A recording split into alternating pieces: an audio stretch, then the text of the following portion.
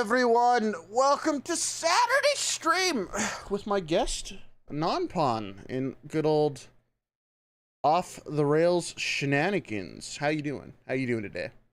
I'm good. Doing good. Thanks for inviting me. It's very cozy in this cat cafe, I'm assuming this is. You know what's funny is the instructions I gave the person who made this was to make a recording studio but cat, and they kind of like half put it between cafe and half between actual studio. So I'm fine with that either way. I mean, it's got the cat motifs all over the place. Yeah, it looks good. Looks good. Well, thank you. Also, welcome on in Blank Leslie Larson Z Boy Crimson. As usual, there'll be a little bit less chat interaction today, though. You know, we're very happy you're here, and if you guys have any questions towards the end, we'll let Non-Pawn answer a few of them. Yeah. And you know, we're gonna get to know each other a little bit more here, though. I actually looked this up. Our first actual like communication was over 2 years ago now. Yeah, it was quite a bit ago. If I Which remember is right. Go ahead. No, go ahead.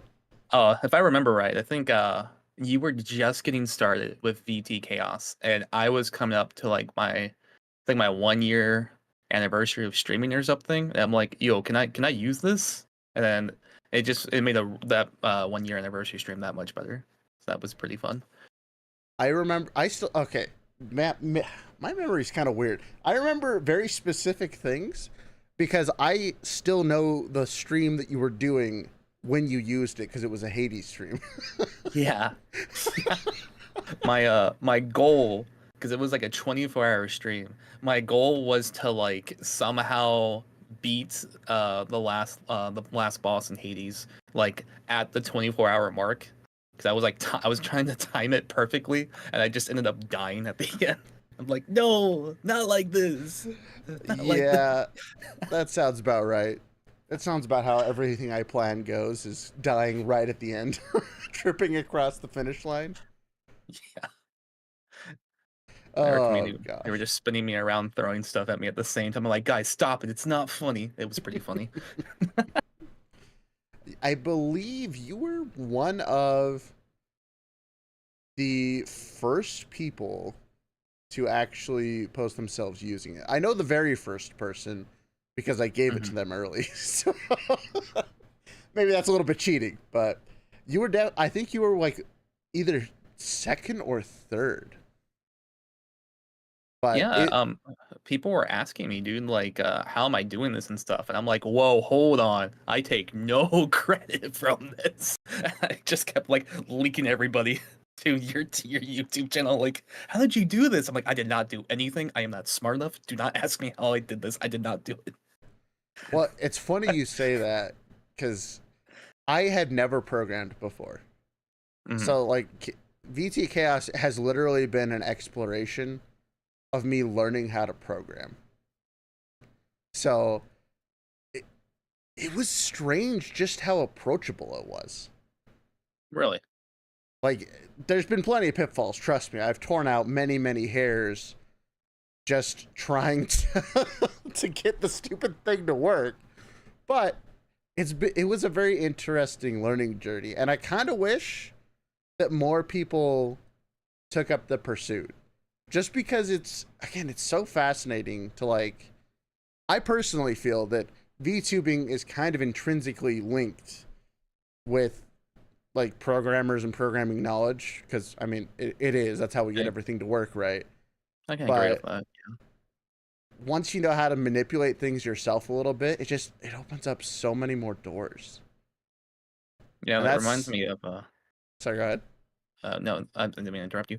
I don't know anything about coding either. I am a very big amateur when it comes to coding and stuff.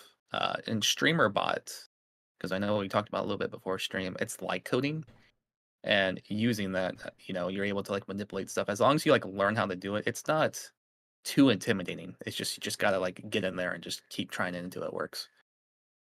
StreamerBot really is a fascinating technology, and it's actually what I modeled a lot of chaos after once I discovered it. Mhm. I'm actually a pretty late adopter to streamer bot, but it's the guys over there, they know what they're doing. They do. They do. I remember I was using like when I was just starting out, I was using sound alerts or something from our web browser and having it plug into my stream that way back when I was using Streamlabs. And then when I use StreamerBot, I'm like, oh wait, I can just download this MP3 onto my computer and just play whatever I want without having to use a browser source, period. So it's like literally everything I would possibly need. So it's nice for sure. Yeah, I think most people, this might be a bold claim, but I feel like probably 70% of streamers still use like Streamlabs sound alerts or Stream Elements sound alerts instead of doing it Oh yeah, for sure. any other way, which is arguably better. Mm. But it's, I think that's a little bit telling that you at least took the initiative to, you know, try and integrate new things into your stream, which kind of sad is it's a little bit of a rarity. People want to just use their prepackaged solutions and don't want to expand from there. Mhm. So any small amount of effort to actually go and add something new to the stream that not everyone is just using is kind of like I said, it feels rare, which is unfortunate. But Yeah. to give people a little bit of background of just how much you're talking about, Nonpon here is in fact a Twitch partner, which is something that I never achieved. No, it's yeah, that happened earlier this year for sure. Sheesh. Twitch part. Hey, Um, you get to mhm. have the shiny purple badge. You Yay. you get to look. It's like the YouTube 100K subscriber verification badge. It looks shiny. It does. It does a bit. Do you know what's oh my goodness. So when I got Twitch partner, it was a couple things. I remember I was a content creator for Fantasy Star Line 2, which is a JRPG that's like meets MMO. And then I stopped playing that game, and then they kicked me out of the program. I'm like, okay, whatever. So I take down my whole PSO2 content creator thing. I just took it off the wall like a poster. I just ripped it off. I'm like, okay, whatever. And then the next day, I get an email from Twitch saying, "Hey, you got Twitch partner." I'm like, "Okay." And I instantly put up Twitch partner back on my wall. It just happened like clockwork. Like, okay, fine, I understand. And then I put that up the next day. That's Like, so funny. Did you do any like big partner pushes to like try and get there, or did it just kind of happen naturally? um, how do I explain this? It was a combination of a bunch of things. I feel like if you're trying to like really go for like viewership and stuff, you need to find a happy medium because there's like different spectrums. I'm sure you know about like one side's like do whatever you want, have fun, do whatever you want to that makes you happy. And, like that's true, but sometimes when you want to like chase for viewership and stuff, sometimes the opposite has to happen because you have to actually put in work and grind it, and sometimes do things you don't want to do like a job, right? That's like the far extreme on that side. And I'm trying to like meet that middle ground. Um, so what happened? How did that? Yeah. There was one. Go So to ahead. give some Yeah. context here, why don't you kind of walk us through your journey as a content creator up till this point? All right. I'll give the summarized version. During COVID, um, I couldn't hang out with my friends. Everything kind of sucked. And when I was playing games with my friends on Discord, I'm not gonna lie, dude. My friends hop games all the time. I'm sure all of you probably have a fair share of friends who just hop from game to game to game. I'm not like that. I can't really do that. I like to stick with one game for too long of amount of time. Um, so I got into Twitch streaming so I can meet more people like that. And I also knew a friend of mine who said, "You're able to like play a single game for like 9 months straight and not get bored of it." I'm like, "Yeah." He's like, "Then you would probably be a good Twitch streamer because you can keep doing the same thing over and over and over again, and the niche wouldn't like detriment you. You know what I mean? Like you actually like your niche of the one thing you do." So I'm like, oh, okay, sure. So I wasn't even a VTuber when I first started. I just had the green screen, and God, it was shitty. Sorry, it looked really bad. It looked really bad. Hey, So eventually, I've been in the green screen days. I know how it is. it was so terrible, dude. So eventually, it was so bad. I'm like, you know what? Screw it. I'm not gonna do this anymore. So I took off my video camera. I'm like, whatever. I just put a PNG of Planair from Disgaea because I like that game a lot. I just slap a PNG on here. There we go. We'll just call it that. And then I kept streaming and playing my game and something, and people started to call me a VTuber. I'm like, guys, I'm not a VTuber. This is just a picture of Planair I like. I'm not a VTuber. It's like, no, dude, you're a VTuber. Like, what do you mean? So I looked at my Twitch statistics. I never once put on the VTuber tag in my life. This is back in the older Twitch, a little bit older, I guess. And people were actually finding my stream with the word VTuber. They were actually finding it that way because apparently Twitch's algorithm or something is like if you have a static image in the bottom right or something corner, it can like classify you into this VTuber category without you ever putting the tag on ever. It's so weird. So like I could see that. Yeah, so people were actually finding me with the word VTuber. I'm like, okay, sure. Okay, fine. So people really like the idea. I'm like, I'm not opposed to it. And then I got with my emote artist actually, who's never once done live TD in his life, and I said, hey, can you make me into a VTuber? And he said no. I'm like,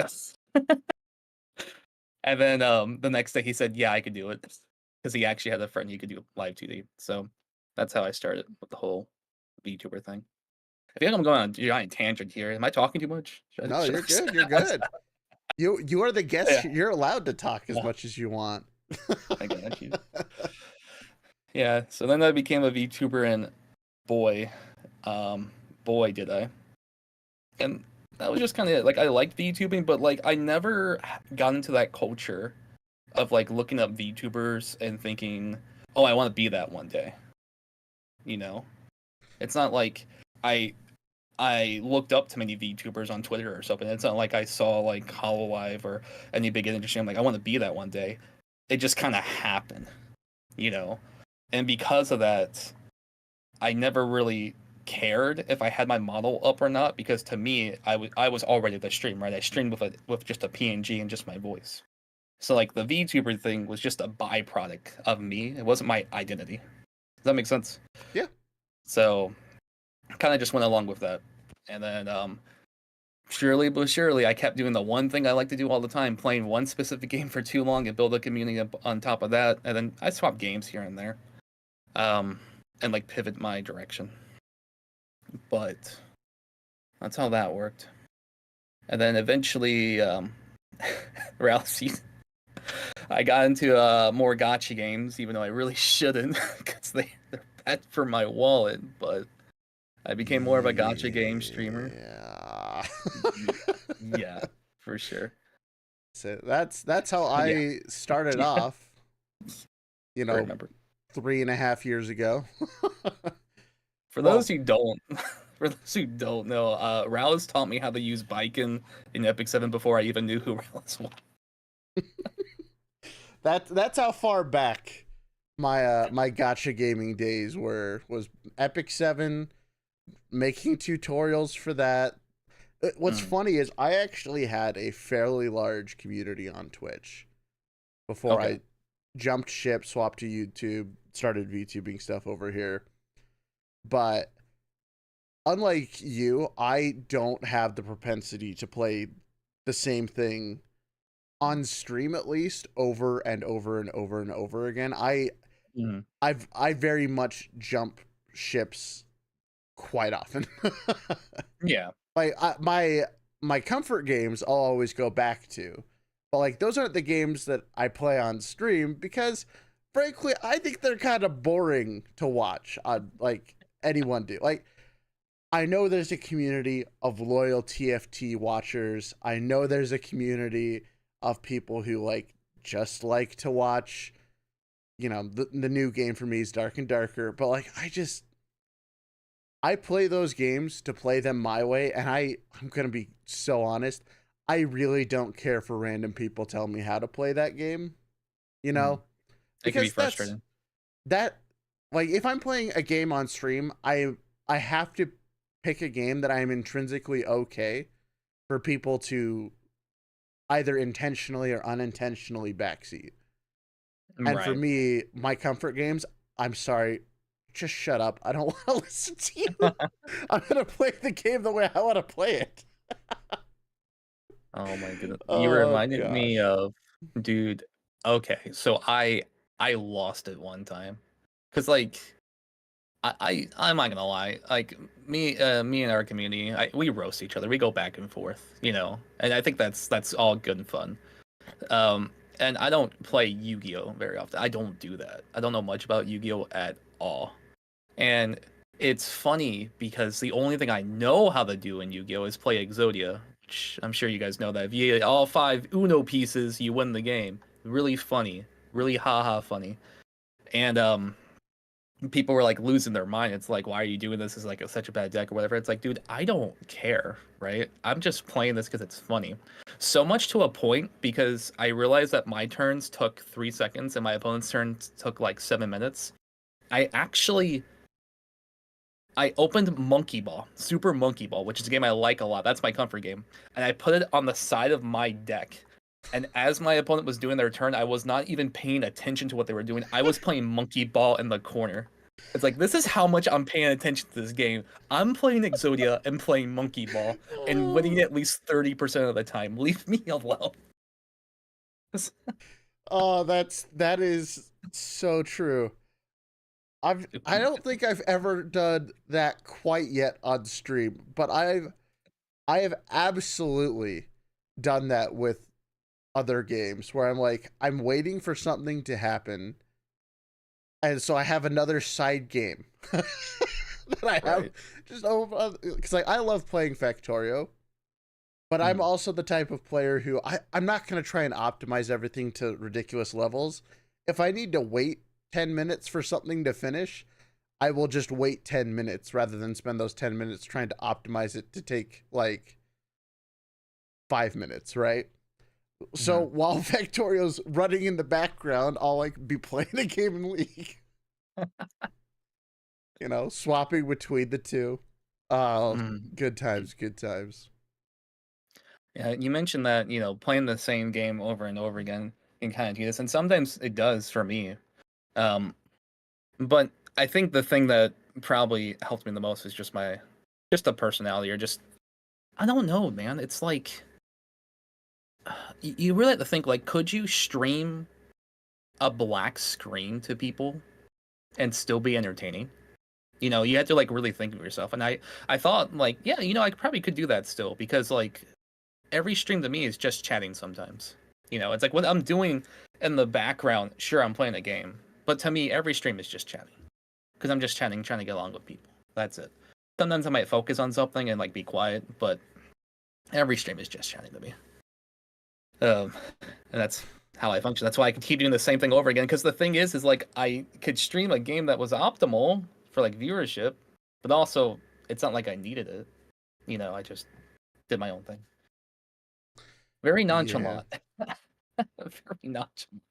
See, it's always interesting to like talk to people like you who can do that because I'm very much an object focused person. Like I Mhm. have and chat can back me up here. They know they I hate that they know this, but they can tell the exact second stream is about to end. Oh wait, what? Nah. I've been trying to train myself to stop using the words that I use because thankfully I haven't seen them in chat so they can't call me out specifically. But you guys know once the topic is done, the stream is done. There is no continuing. Because that's just how I function. It's like I have a very specific goal in mind for every stream. Once Mhm. that goal is over, my mind is just it's like blank. I'm like, okay, I did what I needed to do. We're good. Like I can't just do the super long or like I I I just can't do unfocused things Mhm. because I'm just gonna keep it real. I get so bored. I get so incredibly bored if I don't have a focus, because Mhm. I just think about all the other stuff I could be doing. Right. I So understand. I get it for sure. that's Um, usually why my max stream time is around that 2 to 3 hour mark. Because past that, it's like, all right, we're shot here. We are shot. But I think yeah, for me sometimes I do run out of steam. Um dude, I remember when I first started VTubing, I was looking at like different tutorials on how to be a VTuber, be a better streamer and stuff like that, you know. And those are good for starting out. I think the only content here that I actually stuck with and like consistently kept watching was you at the time actually. Um but like it's so weird because now if I go back to watch those tutorials, not all of them were like that helpful. You know what I mean? Like I think what I started to do instead was instead of looking up how to be a better streamer or how to be a good VTuber or whatever, I just look up things like how can I talk better? How can I stop using the word so many times? How can I keep a conversation going? You know, I looked up that stuff as opposed to like how to create content. Just how can I just talk better?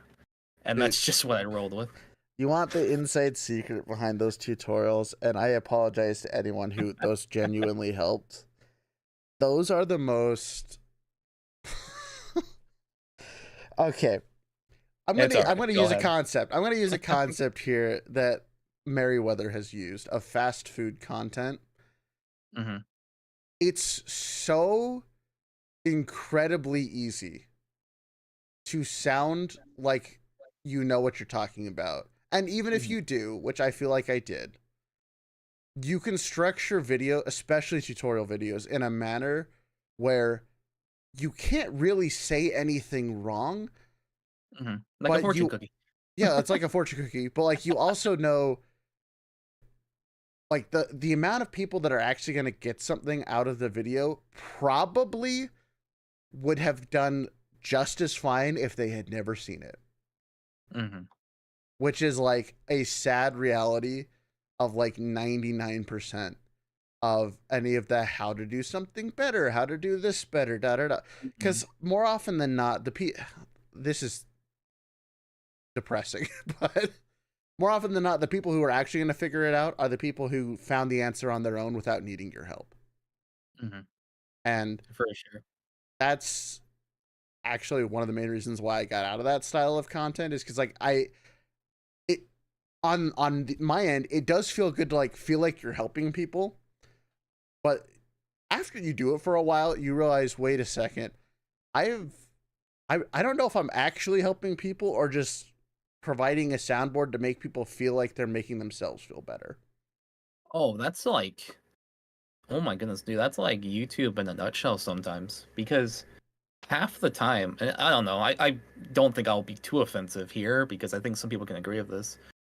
It's kind of wild when you make guides or like when you make a lot of YouTube videos that don't promote as much unique value, people do use you as a soundboard. Like no one's gonna look up if I'm right or wrong. They look up like for example, the bad example. Let's say that I was a believer that the sky was green because I'm colorblind or something, right?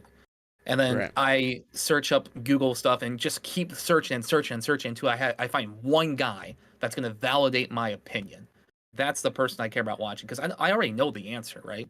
It's like it's like if someone said that a game's dying, right? It's like, oh, I'm a hater of that game. I'm gonna watch that video because it validates my opinion, and thank goodness I stayed away from that game. That's what they want. People just want to hear that they're right, and it's kind of wild, you know? Like people don't want leverage; they just want to be validated. Yeah, they want to be validated, or in the tutorial case, they want to feel like they're improving themselves without actually improving themselves, Yeah, yeah. which is like, the problem is like YouTube is so good at shoveling the the type of content you make. It will find its audience eventually, and boy howdy, Yeah. will it find its audience. So if you make that type of content, guess what? That's what your community becomes. Right. So it's so interesting to like that's why I left a lot of that behind. Is I love the people that I met there, but like I you don't really understand the type of like community you build until after it's already been built. And It's That's sometimes true. That's so true. you gotta take a step back and be like, am I actually happy here or do I need to try something new? Mhm. And in my case, I had to try something new. So that's why I haven't touched tutorials in a year and a Another half. thing another thing is I think I remember your PNG tuber video of Discord reactive image is probably like one of your most watched videos, if I remember right. I can't tell. I have to go back and check. It is Um, one of them, yeah. but the thing about guide videos is like once people watch your video, they're probably not going to go back and watch it again. Like they're done. And the other thing is that instead of if you don't add enough uniqueness or like in-depth explanation on something, even though the whole PNG thing is actually just simple in a nutshell, um, people will just teach other people how to do it, and they're not going to link back to your video. I mean, some will, and that's fine, like a quick minute video. But that's the thing about guides. Once you know, right? It's unlike like if I wanted to go watch a real time fan dub or like a video essay or something, I could probably watch it a second time just because I want to, if I just to keep it in the background. Um, so it's like it's weird. Guides are good for like instant gratification sometimes, but you also have to think about They're the like best for instant gratification yeah, because yeah, if you make a guide based around a question, someone somewhere else will guaranteed have had that question. hmm So they will eventually find your video. yeah, But for sure. I think the most damning thing about making guides, and I think this is why people who make a lot of guides eventually become jaded and bitter about them. This is the unfortunate reality is if you make something to answer a question, that's all anyone ever wants from you is an answer Yeah, to their question. yeah. And You're imagining 8 ball. yeah, you are the eight ball. And as much as like you may want to help people out, it is at least for me, it was super mentally exhausting where I only was ever reached out to because someone had a question about how to do a thing. Exactly. Like you And become a like, Google search engine. yeah, especially that, oh my gosh, that was the thing that like pushed me over the edge with tutorials is a lot of the stuff I'm like, you could have Googled this. I hmm swear to you, I didn't know the answer and I Googled it. Like, come on. Right. Yeah. Thankfully, It's that's died down to a point where it's manageable these days. But man, those were the dark days towards the end of my tutorial career. not bad. But We can bounce back to YouTube. I guess I can finish this whole Twitch thing because I have been getting into YouTube now, and as much as I basically I'm going through what you're going through, but I guess we can rebound back to no, it. no, no. Uh, Go ahead. Go ahead. Talk about it. um, what was it? Because I'm making guide videos too. I'm making guide videos too. I'm feeling the same thing you felt. Um, but the games I play are very niche too, and that's fine. I like niche games. I like things I can play for a long time. I feel like let's start from the Twitch side. I feel like on Twitch, which definitely has less discoverability and everything, like YouTube is 100% the better platform. There's one thing I've noticed, and that's if you do Twitch correctly, you can keep streaming the Twitch and do well. I mean, that's what I did. Um, but you have to do it with a game plan, and I've called this game plan the, and you guys can take this if you want, right? You can take this idea and go with it. It's called the sponging strategy, or like you become a sponge. So here's my example of what I did. Um, I knew Genshin Impact was big, right? Genshin Impact was a huge game. But if I were to stream the Genshin Impact, I would be like a dust particle compared to everybody else playing it. Like, okay, whatever. Um, So you have to pick your games that you want to like commit to. Tower of Fantasy is kind of like a big ripoff from Genshin Impact almost. It's a similar game, but it values multiplayer. Not nearly as big as Genshin. But I kind of expected that to happen. I knew this game would have a spike of popularity and eventually never get to the ideology that Genshin would be and slowly go downhill. So what I did was I streamed that game because first of all I liked it. That's like the balancing scale. I won't stream a game if I don't at least like it somewhat. And I kept with it, and eventually everyone who like dropped off, who still wanted to play the game, like sponged over to the rest of the content creators who were left playing it. Does that make sense? It's like you have to kind of predict the future. I know that's crazy, right? Because if you don't place your bet, if you don't predict something ahead of time, you're never gonna get as far as you could. So because I kept streaming that game and I liked that game, and that's what I wanted to commit it to. A lot of people who were a part of bigger content creator communities came over to the leftover streamers, and that's kind of like how you promote your growth. You gotta like pick a game that is gonna have a spike, and you know it's gonna have a spike, and you're gonna stream it, and you're not gonna get anywhere with it at first, but you're gonna stick with it because you have a game plan, knowing that you will be left afterwards. At least that's what I did. That's kind of like how I got partner on Twitch in a nutshell. If you guys really want to know, that's what I did. But it sounds easy when I say it. It's not. But I mean, that's basically what I was doing with Epic 7 back in the day. Like that's why I had a big community from that time, is because like it was a pretty small community. It was a relatively popular game at the time. You know, Epic 7 was, I think, the biggest mobile game, like at least for the turn-based strategy, for quite a long time. I don't know if it still is. It probably still is. Actually, Honkai probably stole that, but but you know, back then the community was small enough that like if you were just simply streaming, the big content creators would go away. You know, they'd go to sleep, and eventually, you know, those would, because the thing about those niche communities is they really only want to watch their niche. They're like they're obsessed with it, and so they're not, unlike, you know, what I would classify as, I'm gonna use the word normal here. Normal Twitch viewers, like who watch like the big streamers, when someone goes offline, they just go to the next biggest on their following list, right? But if you're into watching a niche, you know, go to someone else in the niche, right? So instead of, you know, Asmongold might be streaming right now, but they're gonna choose someone else in, you know, that same category they were already in.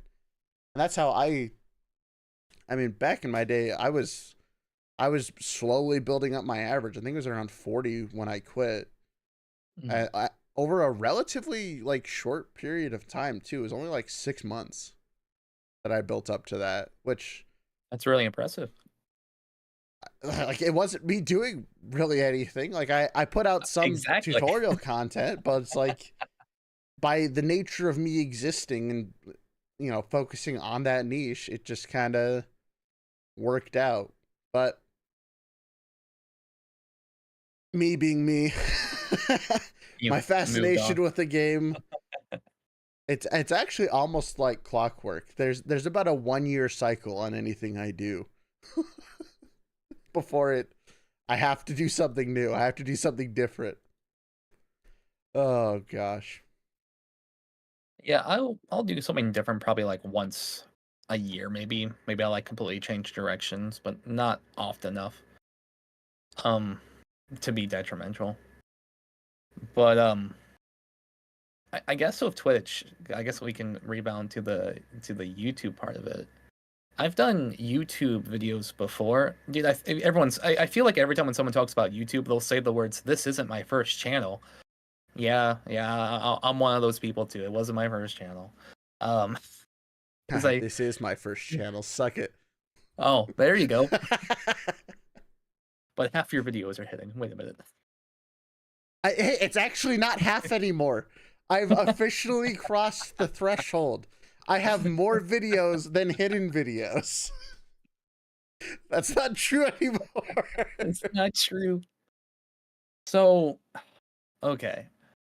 I've made guides for like funny games before, not that many, but they were less on the technical side and more about how to outsmart your opponent. But they were like what you said. It was vague enough to where I couldn't be wrong.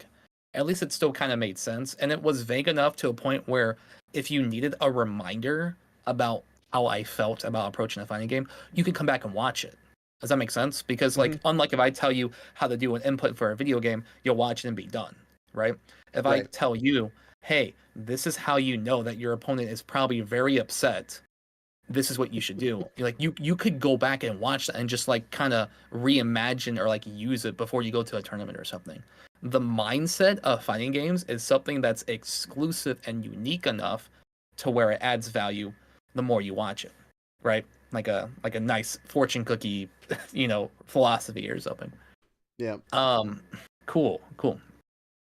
So I made more guides, kind of like more character guides on my YouTube, and I like doing them, but it doesn't add as much value as it's not adding the value I'm looking for.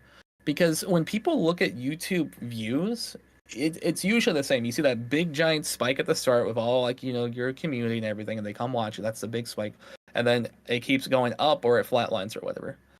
I don't like making content that flatlines. I can't stand it because I feel like YouTube, and you do YouTube more than me, so correct me if I'm wrong, please. I like the content to be breathing. Like I don't care how many views it gets, each day. I just want to make sure that it's still promoting. Does that make sense? Like it's still adding value that isn't completely cut off. Yeah. Because I hate it. I hate making a video and it's like, okay, this video is basically dead now. You might as well just unlist it, and it's not going to be much of a difference now. I don't like that. So that's just what I've been looking for. I've been looking to make more videos like that. And I think that touches on a piece of advice slash learning that I think everyone kind of has to go through is I feel like it's pretty universal from almost everyone I've talked to with that's gone through content creation is you start off learning what will get you views, and that rush that you get from being quote unquote successful can carry you for a very long time because True. what will get that juicy little amount of views. Right. But and then like you're always chasing that next high to get the number to go up a little bit more, a little bit faster. But one thing that's kind of in common with a lot of those videos is, like you said, is once the moment is gone, there's not really a reason to go back to them ever again. Like maybe once in a blue moon, but you've made the thing for the algorithm, the quote unquote almighty algorithm. Yeah. And then over time you generally learn that like you can get someone to come for your content, like for the content, but at the end of the day you have to get people to come for your personality, because that's the only way people are going to rewatch stuff. Because a great piece of content will live for a little while. Like you being an entertaining personality is going to stick around a hell of a lot longer. It's true. It's especially true. I feel like I know many channels that make guides or like they hop on the next thing. The thing about, I've been a part of so many gacha communities is that gacha games kind of like update pretty frequently to a point where like it's good for that rush of content creation because it's like, oh, new update came out. I'm going to react to this, or I'm going to make a guide on this next character, or, whatever.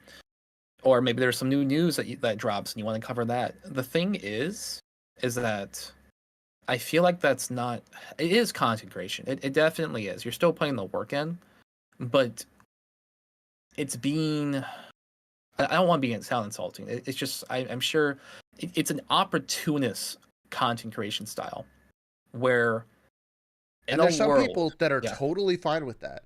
Yeah, and that's fine. That's fine. And if that's what you want to do, that's okay. I'm not saying it's wrong. If anything, it's very effective. Not for what I want to do. I would put, for the VTuber community, I would put false ID in that category of like news content is very much about being in the moment, Yeah. finding out what's going on right now. And some people really vibe with that, obviously. For sure. For I sure. am not one of those people. Me neither. Especially since I came from Twitch, right? I came from Twitch for my personality and stuff, and I don't want to like relish in the opportunist content creation style. Um, and that's why like I feel like I can't be that person to like cover every speck of news that I see to make a video out of it. Um, Actually, one of my goals now, because I haven't seen many, I'm sure there's some somewhere that I just haven't looked up yet or haven't found yet. But I don't know many VTubers um that have branched off from like their Twitch content into more video essays. And when I mean video essays, I mean like really long videos because a lot of VTubers I see it is that short funny, stream clips whatever, whatever style they do. But for me, what I've been working on is like something that could be 30 minutes to maybe even an hour of something I thought was interesting. And that is still going to add value and like my personality to it. And because I already came from Twitch, because people who are on Twitch, they'll watch a stream for 4 hours or how long that's a long viewer average for people. Because people on Twitch, that's the nature of Twitch. They can watch a stream for a long time because that's what they want to do. And Yeah, if you can bring that, they you can bring leave the that stream open until you exactly. go offline. Exactly. And you can take that, the people who enjoy that, and if you can somehow mimic that into a YouTube video essay, the same people who enjoy your stream content will also enjoy the long-term content you can do.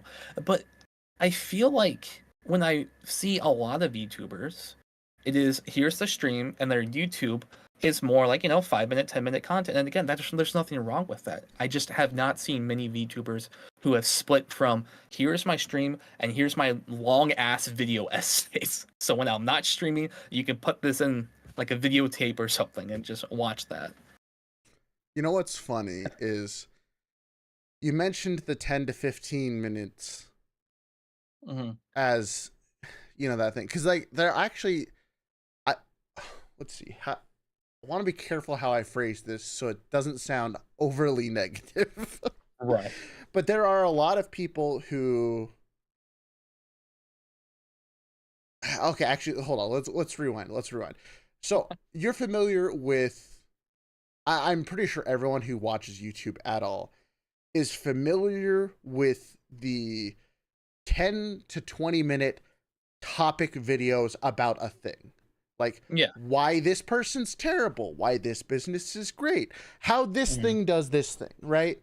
And like that genre of videos is like what I would classify as like mini essays. And they're so common these days that I put them in the same category as like stream highlight videos. Because it's a lot of fun, like I'm not even gonna say fulfilling, because I've watched who knows how many of those videos and can remember nothing from any of them.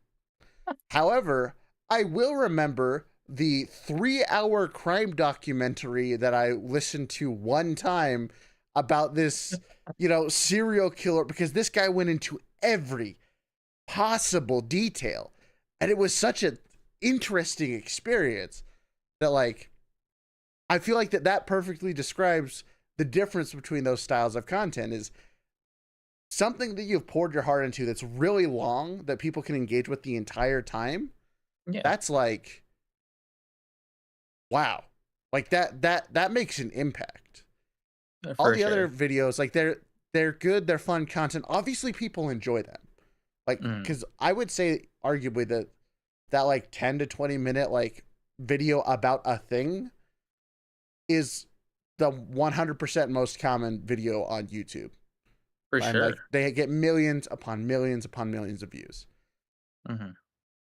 But I bet you can't remember any of them. That's they're like, so there's it's but I agree, and there's not really any VTubers that are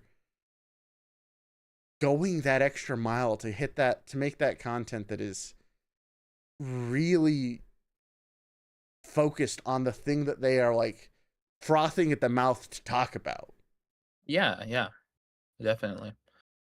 And maybe it could happen in the future, but I think it's just because it comes with the VTuber stream mentality. Maybe, I don't know. Like, I feel like it's just it's a contrasting and content creation sometimes. I don't know, because let's say, for example, let's say that, I don't know, like, she doesn't need to do it because she's perfectly, she's doing everything well already. But let's take Iron Mouse, for example, who's like a very big successful VTuber. She doesn't have to make, her making a video essay compared to what she's doing now, it just be such a contrast because of what she's already doing, right? Right. Um, but I'm not saying that she couldn't do one well, and if anything, it'd probably be very interesting to watch a 1 hour long video essay by Iron Mouse. It wouldn't be something I would expect, but would I watch that? Yeah, I would, because like, I've never been on an adventure with a VTuber or something for that long before. Because usually it's just them in one part of the screen watching a video, playing a game, or doing something. It's not as like a static blue skidoo we can do, go into a painting and try to find find everything out that we're trying to learn. You know, um, so I'm looking forward to it for sure. It's gonna take some time to make, but we'll get it done. One thing I will say, I think I'll give this one out for free. I'll give this one out for free for anyone who is looking to make a long video essay, because I'm going to do this myself. When you make a video essay, almost every single one, well, not every single one, but I would say very many that I've watched have a sponsorship somewhere, you know, and most people just skip right through it. I get it. So if you're gonna make a long video essay, put somewhere in that video, like, say that now we're gonna have a word from our sponsors, and like, you don't have a sponsor, right? You just don't have one at all. Just say, okay, so this is a word from our sponsors, and this is where I would put a sponsorship if I had one, but I don't have one. But tell you what, if you didn't skip this part of the video, put in the comments about how this sponsorship changed your life, or you got into some close beta test. Like, really just be that entertaining person, so that way people post in the comments, oh my god, this sponsorship changed my life. No one says that. No one ever says that. So that way people in the comments are looking at the sponsorship like, what? I skipped through that. And then they're gonna go back to that 5-minute mark to watch it, just to find out, oh, nothing happened. It was just one giant joke. Sneaky. I love it. You can definitely get away with that. I'm gonna do it, but somewhere. I don't know where in my video. Yeah, dude, that's pretty much how I'm like, I want to transition from Twitch to YouTube. It's just I don't want to go back. I was getting into something I didn't want to do, right? The whole content creation, the whole guide thing. I just don't want to do it anymore. Kind of like you. I know exactly how you're feeling. Maybe. I don't know. No, it's a relatively common sentiment. Yeah. There's a reason why you will see. It's actually so funny how common this is. From everyone I've talked to, it's it's so funny because you'll see someone who's like, they made tutorial videos 2 years ago. Mm-hmm. Why haven't they made any more? And it's like, I know why they haven't made any more. And it's funny because everyone gets to around the same size before they realize that's not what they want to do. Right. I think one of my favorite streams I watched of you, actually, because I knew about them. It was VTuber Senpai, because you two were like into that whole content creation thing with like VTubers and stuff. And I really liked that live stream a lot because it was like two people who were like in the scope of the same niche but doing the same thing. I liked that live stream a lot, and you guys were what was it? I think you mentioned, correct me if I'm wrong, you mentioned one of your friends was making a video and something new came out. And either you or him he told them was like, stay up, make the video, do it now, stay up all night, uh, make this video, get it out before anything else. yeah, that okay, so VTuber Senpai and I have a really funny way to our friendship. Mm-hmm. Because we very much treated each other as rivals. Mm-hmm. Um That's healthy though. Me That's more good. so than him. Because back in the day, I was cutthroat cat. I didn't care. I would steal your idea and do it better just to prove it. Mm-hmm. But they it was when VTube Studio came out with their hand tracking Oh, shenanigans, yeah. and him and another content creator uh, were talking, and they were gonna make a video on it. And VTuber was like, "Look, if you don't stay up all night and make this, Raelz will make it first thing in the morning, and he's gonna get all the views." And so they did, and I was so pissed because I had that same thought, but I'm like, they're not gonna stay up all night, but they did. They did. It's true. I think one piece of advice you said, it's like with YouTube's, if you're trying to get that instant gratification of something that's news, when it comes to news coverage, something, and this is the part of the opportunist content creation I can't get into. I remember you saying specifically, I could be wrong, is that when you're making a video, you're either the first one to make the video, the first one to make it.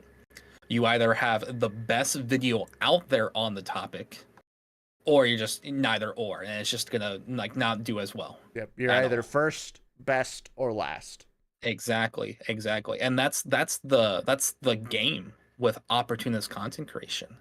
It's like you Yep. have to be okay with that. If you are okay with that cutthroat strategy, then you can do very well with that, especially if you're up at very odd time hours when a gotcha company who's in Japan or China posts an update at 3 a.m. in the morning, and for some reason you're still awake and you get the video out before anybody else. Yep. It's happened. It's happened. It's But if you can do that, it will do good.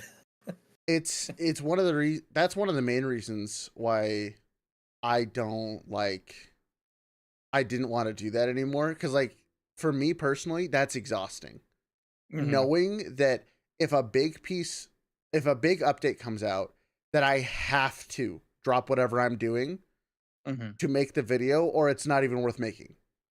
Hmm. Like it was just exhausting. And it's funny, Zatham, that you mentioned that in chat. A weekly news catch up might be a good idea. This is personally why I believe Penumbral, who is the other resident news VTuber, has done so well, is because he's not trying to play the I was first game where everyone makes a video with I'm just man, I'm gonna go for the throat on this one, where everyone who like that opportunistic news gives a half-assed opinion about it, and like it's very much that popcorn fast food type of content. Hmm.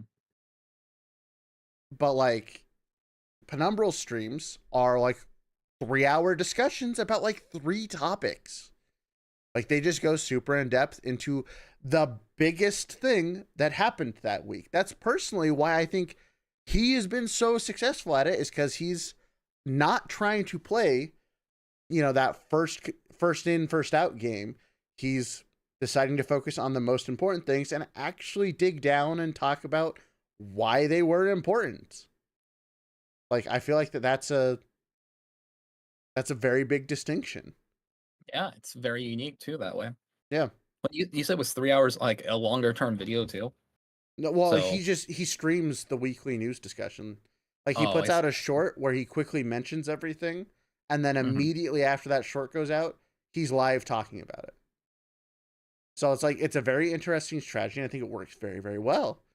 And Hmm. it's nice for people like me who don't want to, you know, stay completely up to date with everything, because that's a whole job in and of itself. But like it's like, oh, these were important things that happened last week that are actually important, and not just YouTube clickbait thumbnail. Oh my god, I can't believe that someone said this, or da da da da or, Yeah. like oh That's Yeah. why for my VTubing news outlet, that's why I prefer, Penumbral's channel. It's just because I know I'll get to see the highlights, and I don't need to be obsessively checking every day to see what new terrible thing happened. That's what news Yeah. is these days. Is minor was hired by an agency, grooming allegation, like all this other man. Yeah. It's News cycles will wear you down if you paid too much attention to them. it's like there. I feel like people who do the opportunist content creation, they can be very smart, and I'm actually complimenting. Like again, I'm not saying being an opportunist content creator is a bad thing. It's not. It's very effective.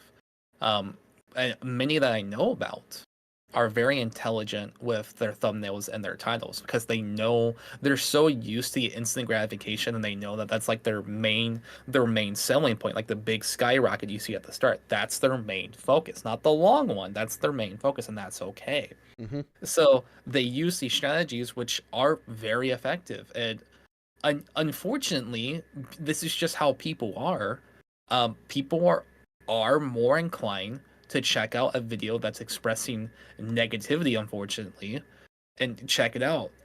It's just been a common and a proven strategy that if you show off some negativity in a thumbnail or a title or something, people just want that juicy drama for some reason. I don't know why. Like that just gets attention. But you have to understand that, like you said before, if that's the kind of content you create, that's the kind of community you will also create. So you just have to keep that along the same lines. I don't like to do it myself, really. Um, I think the most I did was, um, what was it? Here's an example. Here's an example for those who know Genshin Impact, which I haven't played in like 2 years. There's a character named Venti that summons a tornado and sucks everything up. Right? Very good character at the time, anyway. You know what? You know what would be a really good strategy? Putting a picture of Venti on the thumbnail and saying he sucks on the thumbnail, like a bad pun, like a very bad negativity pun. So people are like, "What do you mean he sucks?" You click the video and like there's no negativity at all. It's just you saying that he sucks things up. That's a thing you can do. It's sneaky, but like I don't know why people just like that kind of energy. I don't get it. It is so weird. Mhm. Man, I'm glad I don't make Genshin content. People call me a Genshin Impact character all the time, and I'm not. I'm not. You know what's funny is I wasn't gonna say it because I know people call you it, but Yeah. you do have a very, like, your style specifically is that of Genshin. It's Mm. out of all the VTubers I know of, your art style is the most Genshin, which is weird. But like, I know that's a weird I'm statement used to to it. say, but it's like It's the line work, how your hair is, how your clothing is. It's just, I could see why someone would do that. That being said, hmm stop. No, it's okay. The thing is though, like I just roll with it sometimes. It's okay. It's okay. I actually I don't think you might remember my old model. It didn't really look like this. I do remember Uh, your old model. it was like a gremlin. So the glow up definitely helped.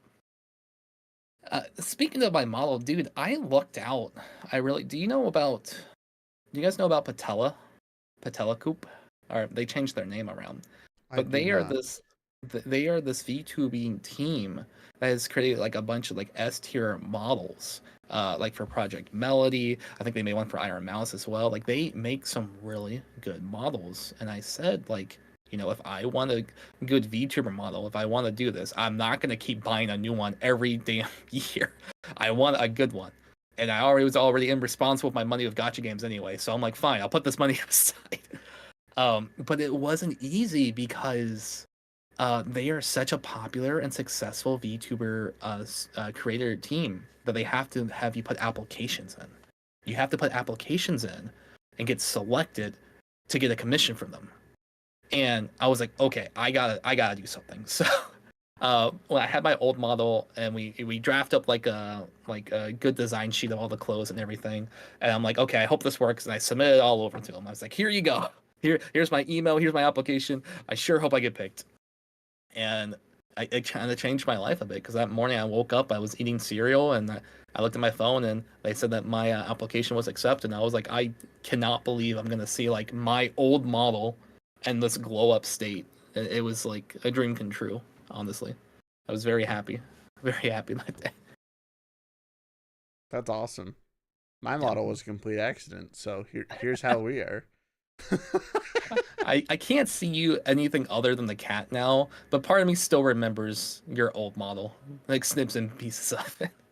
I I remember. Yeah, everyone knows me as the cat, which is funny because the cat was just supposed to be a gimmick. Mm-hmm. That's all it was supposed to be. But then, like, you know, I saw what's funny. The reason why the cat became the mainstay is actually, so it spawned from a stream that I did, like using the default VTube Studio cat, and it was just that cat sitting on a chair, whatever. We were just having a just chatting stream, but I was that cat, and like from there, I'm like, huh, this could be a thing. And then through a friend of a friend, who was getting a cat model made, I reached out to them, was like, hey, can I get one made? And they were like, yeah. And that's how the cat model got made. And then I streamed with it for the first time. It was like kind of a gimmick. And then I looked at the stream numbers afterwards and I was like, huh. So I streamed with it a couple more times. And I kept swapping between the two of them. And then I was just like, the number, goes up when the cat is there. And then I started using the cat for videos, and I'm like, the number's still going up. Huh. I guess the cat is here to stay. Oh gosh. That's awesome. And now the cat will never leave. Though I will say, I do know what the next model I want to be made is, which will be like a perma model, probably, because it'll be a giraffe model, and then we'll only see like your neck or something. Nah. It's a combined model with a combined model. Yeah, the model I really want to get made. This is like the pipe dream because I know it would be way more expensive than I can afford right now. Mm-hmm. But my alternate character Raelz that my chat just loves, because I freaking love that model. Having her hold, like, are you familiar with the VTuber Noctopus? So I think I know you're talking about, like the joint VTuber thing. Yeah. Almost like a summoner type of, like, you're not actually the full model, you're just like the avatar, like the mascot. Like you're the mascot as opposed to the model kind of thing. Is that what you're going with? But since I know how to program, I can hook up a lot of extra things to the other. So it's less of like the mascot. I want both models to be fully rigged, but be able to turn like them on and off at will. So basically get super cat model, also get super other model, and have them be able to work in tandem. That's cool. So it's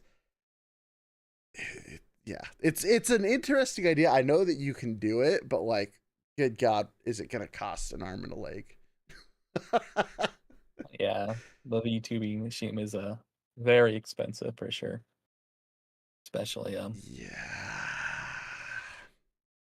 one of the questions you had here, actually, I guess we can cover this. Is like, what would you want to change about the VTubing sphere or whatever?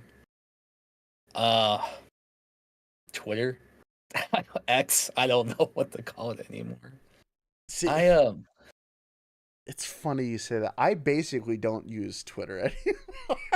I don't either. It's I do, but I posting don't. maybe once every other day. Yeah. I just don't care about it. So, back when I mentioned like I became a VTuber just because it literally just kind of happened, sort of thing. I didn't really idolize or like look up to many VTubers. It just kind of happened for me.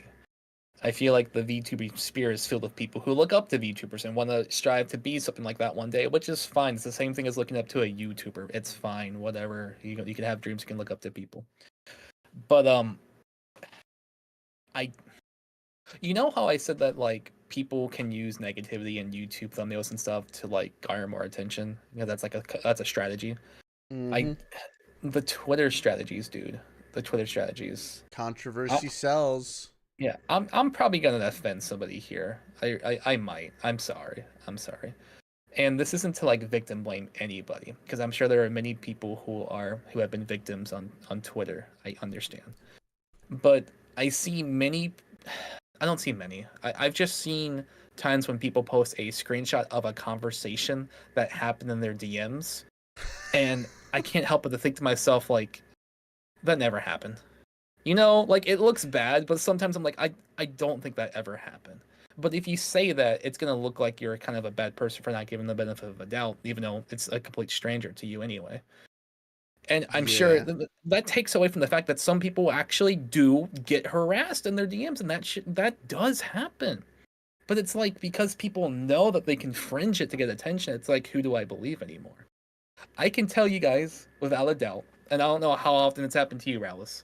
When my almost 3.5 years of content creation and like 2.5 years of stream as a VTuber or whatever, I've had only one hateful DM, and that's it. To be fair,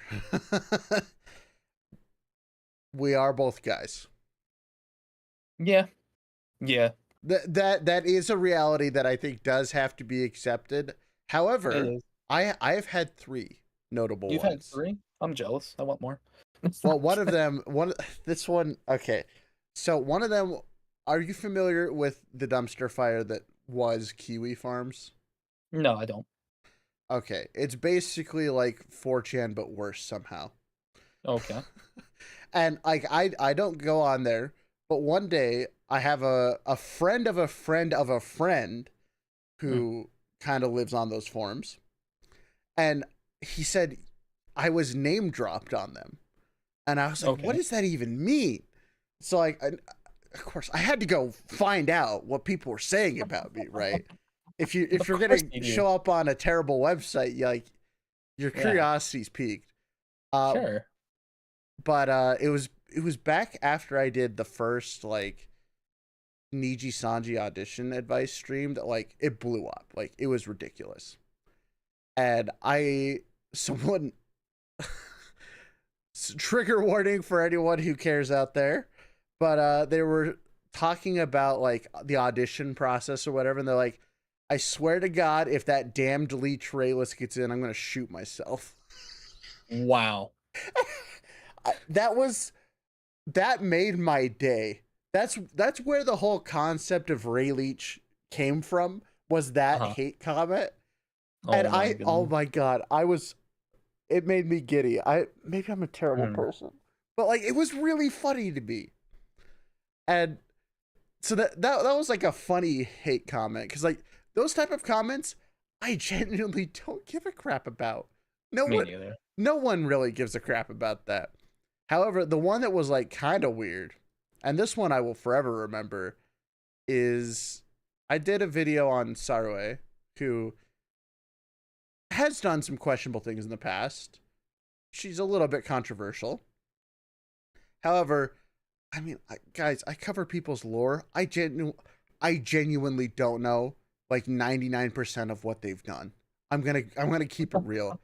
I know how to research the thing that I really need to, and like past that, I have no idea. Like I could know everything about your lore and not know a single thing about what you stream. Right? Like that's how hyper focused I get during research.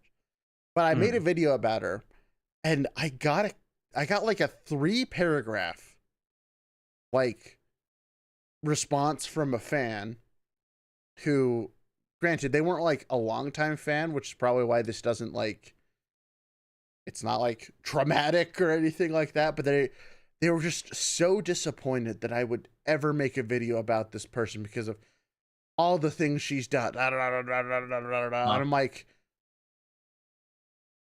okay. It's probably so confusing. It was one of those like, what? Huh? Huh? Like it was so weird. It was so weird. YouTube comments are wild, dude. I think that's another reason why I like Twitch. I mean, I'm definitely branching to YouTube too, but it's like, bet you won't say that to me on stream. It's like contents are like little tiny notes they leave behind and run away. I'm like, do you want to hear about the strangest phenomenon that I've recently become acquainted with as far as YouTube comments are? Yeah, go ahead. Like, go ahead. I make videos about VTubers. Like that's what I do. And so usually those stay within the VTubing sphere. Every once in a while, they escape out into the wild. And for the most part, like people are just like, VTubers are dumb, blah, blah, blah, blah, blah. Why is this so cringe? Like, you know, the usual response to anyone who thinks VTubers are a plague upon this earth. Whatever. You know, you're allowed to have your opinions, I guess. But what's crazy is, so specifically, this happened with the new VTubing agency Astroline that Merryweather Media just debuted, right? Yeah, yeah. And specifically, it has two people who are primarily YouTubers that have become VTubers. And they're both very big. So Nick Nocturne was Nightmind, who does like horror stuff. And then there's Frederick Knudsen, who is the mind behind Down the Rabbit Hole. Okay. So the important part of this is they have millions of followers combined, and like they were internet personalities who have since become VTubers and have settled into the streaming sphere. I have never seen more vitriolic comments. And keep in mind, I've made videos about people like Shy Lily, Saraway, like the people that people love to hate for no real reason, right? Yeah. The comments on their videos are nothing compared to the amount of shit I've had to delete off of Frederick Knudsen's video specifically. Because apparently, the worst crime a human can commit is being a successful content creator and then becoming a VTuber.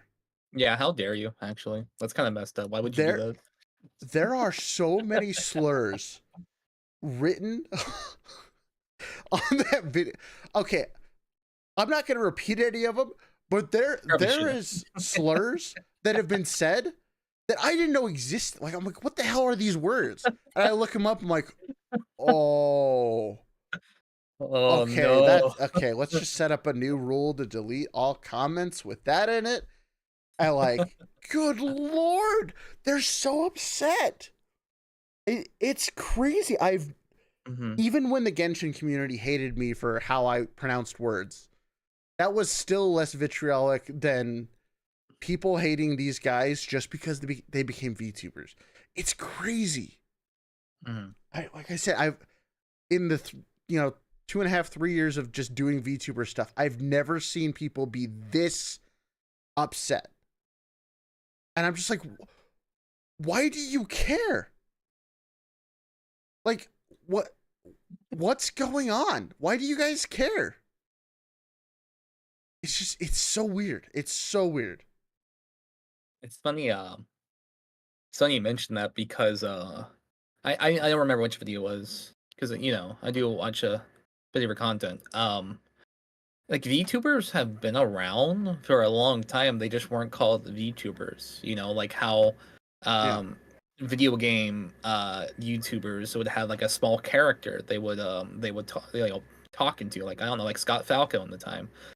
Like that's VTubers have been around. They just were never a streamer or like an idol. Like the whole cartoonish thing talking to you to try to make things more entertaining, that's been a thing. And that's still a thing. But because now, Yeah, but now because it's a buzzword or has a stigma attached to it, now I hate it. It's like I don't understand. Like, It's, if anything, some of the biggest content creators on YouTube were what people would classify as PNG tubers. yeah. Like, that has been a thing since YouTube existed. And like the fact, but it's when Jelly Bean blew up that dude, that was a weird time on YouTube. Because are you familiar with who Jelly Bean is? And nope, I don't know who Jellybean is. They're a Minecraft content creator who used shorts and PNGs, and basically they grew to a massive size in a very, very small amount of time. Like, I don't Okay. remember just how fast it was, but their primary thing was they were a PNG tuber. Well, they didn't say they were a PNG tuber, but that's how we would classify them. It's just like Yeah. they were doing shorts content, Minecraft videos in the background. If you've ever seen that pop up on your shorts, they were one of the big progenitors of it. Or not progenitors, but distributors of it. We'll put it that way.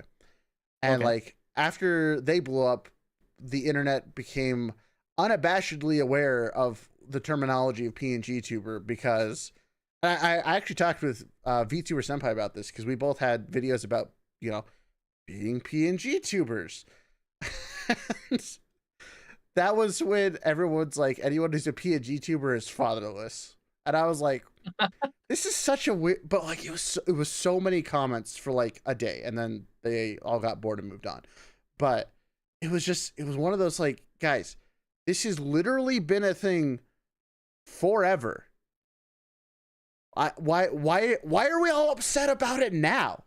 This has been here for years. Why do you care now? Why do you care now? It's I don't get it. I don't get it. It's Yeah. so weird. I don't. But It could be a couple things. I mean, could be spite, jealousy. I don't know, dude. Like I don't know. I think I remember when I started out. I've helped a handful of content creators too, because people come to me for help for some reason, thinking like, "Oh, you're huge or whatever. Like, you're a big successful content creator. Like, can you come to me for advice?" And I'm like, first of all, I don't think I'm any of those things because I always down talk myself, but that's another thing. But second of all, I'm like, yeah, sure, I'll help out. And I don't know what it is. Maybe there's like a mindset that people think like VTubing is like such an easy gimmick that if I just had a model, I'll instantly have this huge success.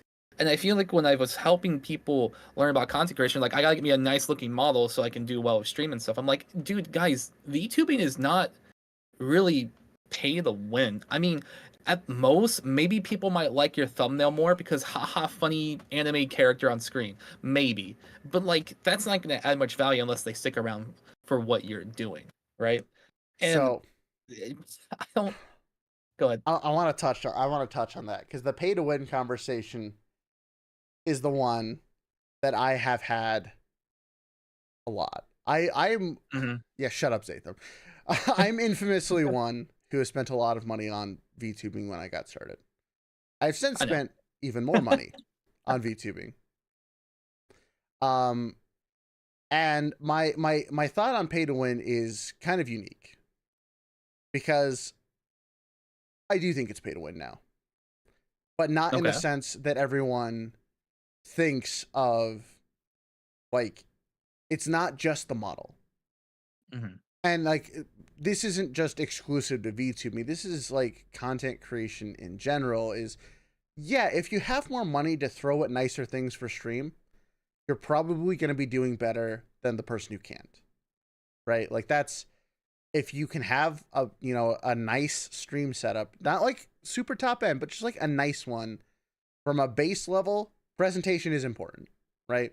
Like that is a thing.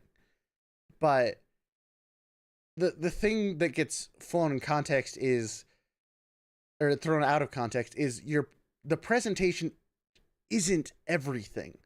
Like Mhm. a really nice setup will make someone stop to look at you. Yeah. It cannot force them to stay. And that's the other side of the pay to win coin is like if you don't have anything behind the pretty face, no one stays. You might get a lot of views, you might get a lot of people dropping by, but no one will ever stay, and you will never ever be able to grow because no one stays. And that is the thing. That is the reason why I will caution people not to spend a lot of money in VTubing, because if you can get them to stay before you look awesome, the upgrade to like looking really nice will be a massive improvement for your stream. So how do you feel about what is it? VTuber trailers or teasers for a debut? The one-off video, the very flashy, well-edited videos you see for one debut. How do you feel about those? I have had to swallow my pride on this one because I hate them with every fiber of my being. Because they do not work for me. Mm-hmm. However, I am not ignorant and I'm not stupid. They work for the people who devour that type of content.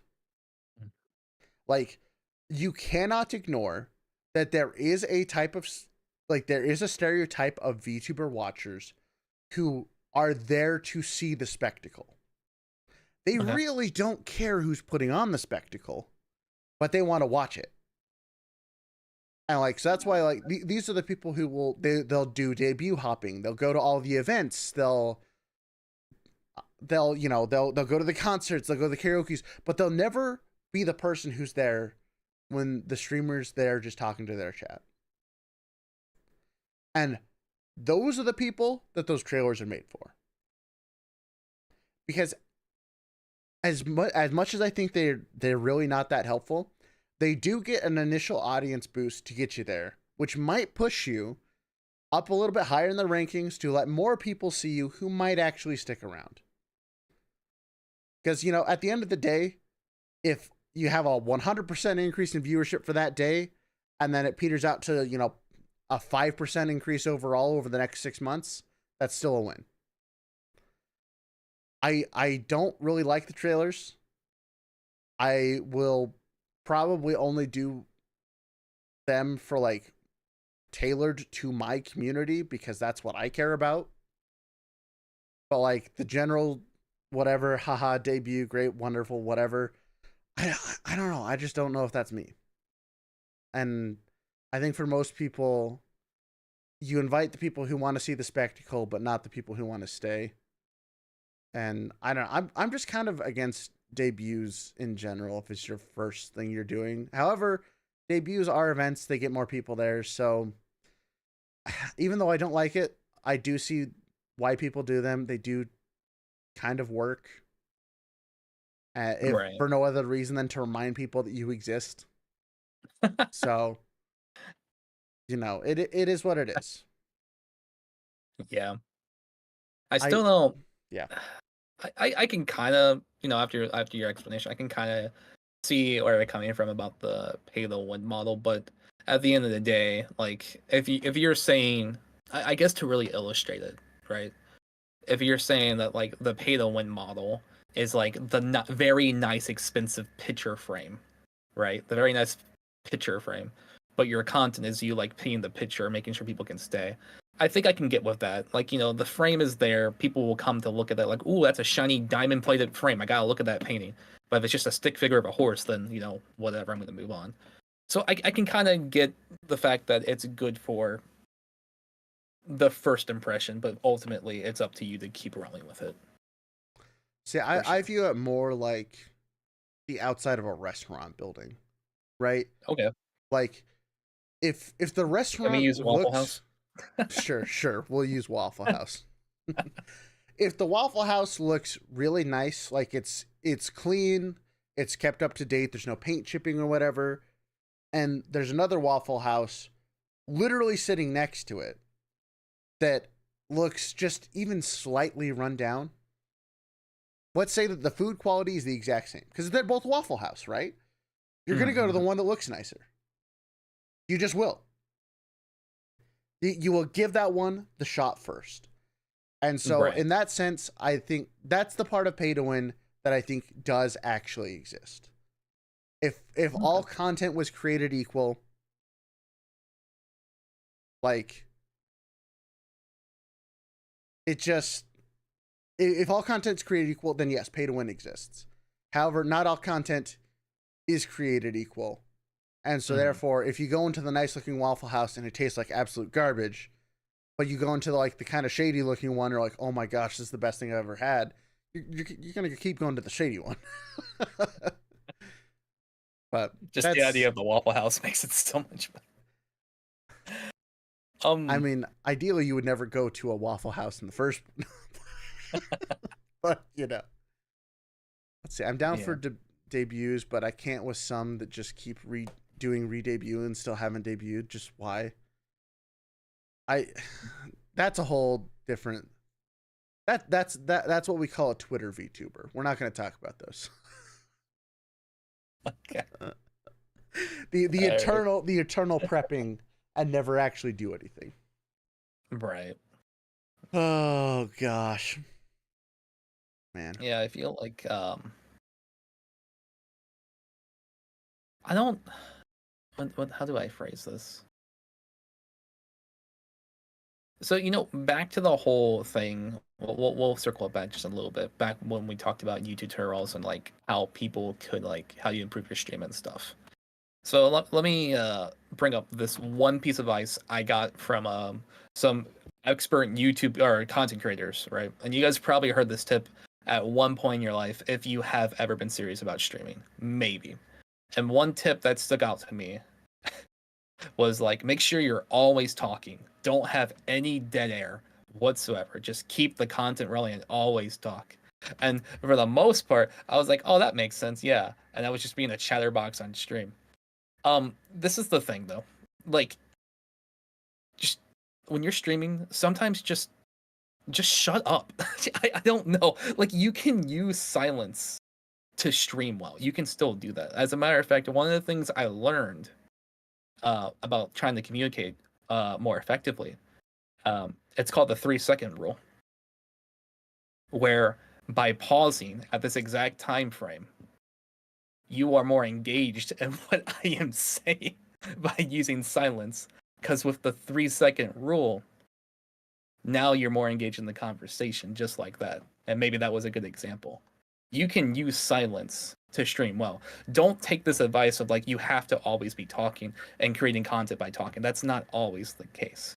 But back in the whole, again, we won't touch on the topic of like VTweeters too much.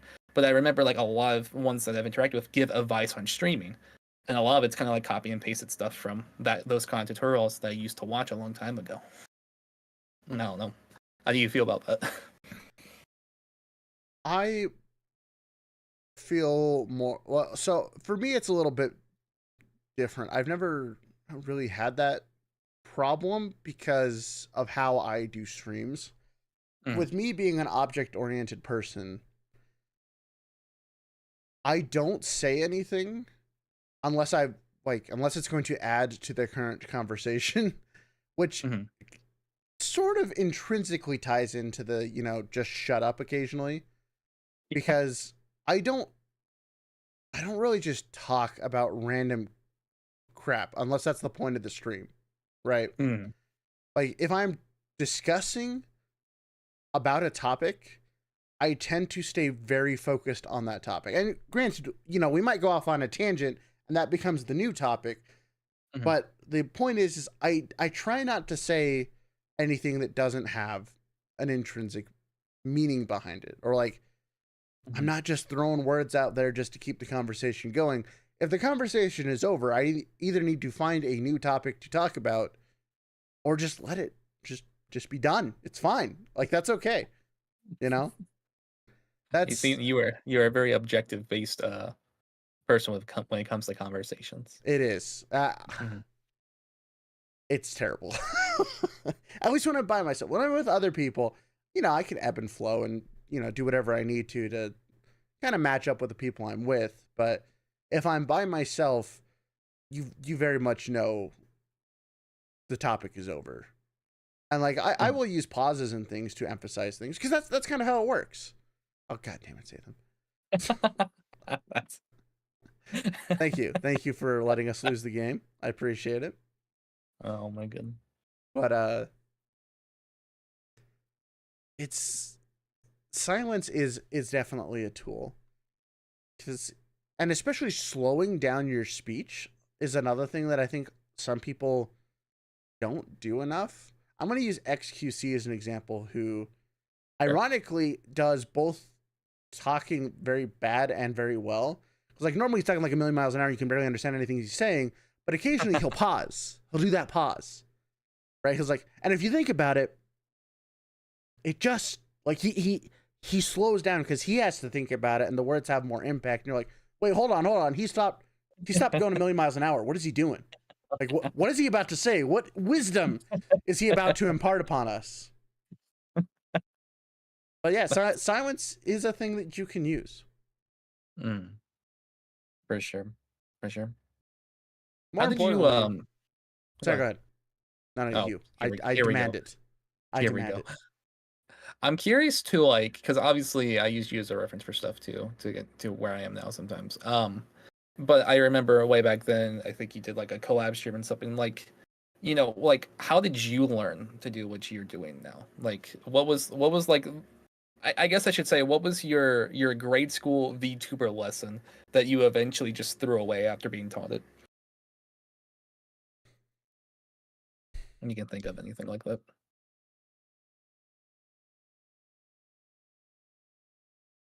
I think the biggest one was that I don't like collabing with people that much. All right, see you. Yeah, get out of here.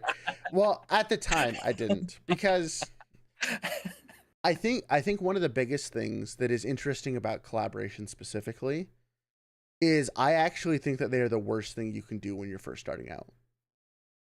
Because they're great for numbers, they're great for like cross-contaminating communities. I don't know why I said contaminating instead of a better word. You know what you meant. I know what I meant. But like from every angle of growth, it looks good. From personal growth, it's terrible. Because you don't know what you're like as a streamer. Right. And that led me to do a lot of collabs that made me miserable afterwards. Like, I could act like I was having fun on stream, but afterwards I'm like, man, I just don't want to talk to these people anymore. And it's like, it's not necessarily because they were bad people, but like, I got caught up in doing stuff that looked good from a numbers perspective, and like, it was obviously still working, but it just was hollow. I didn't understand really what I wanted my content to be, like what my brand was, or how I wanted to carry myself in group settings as far as streaming was concerned.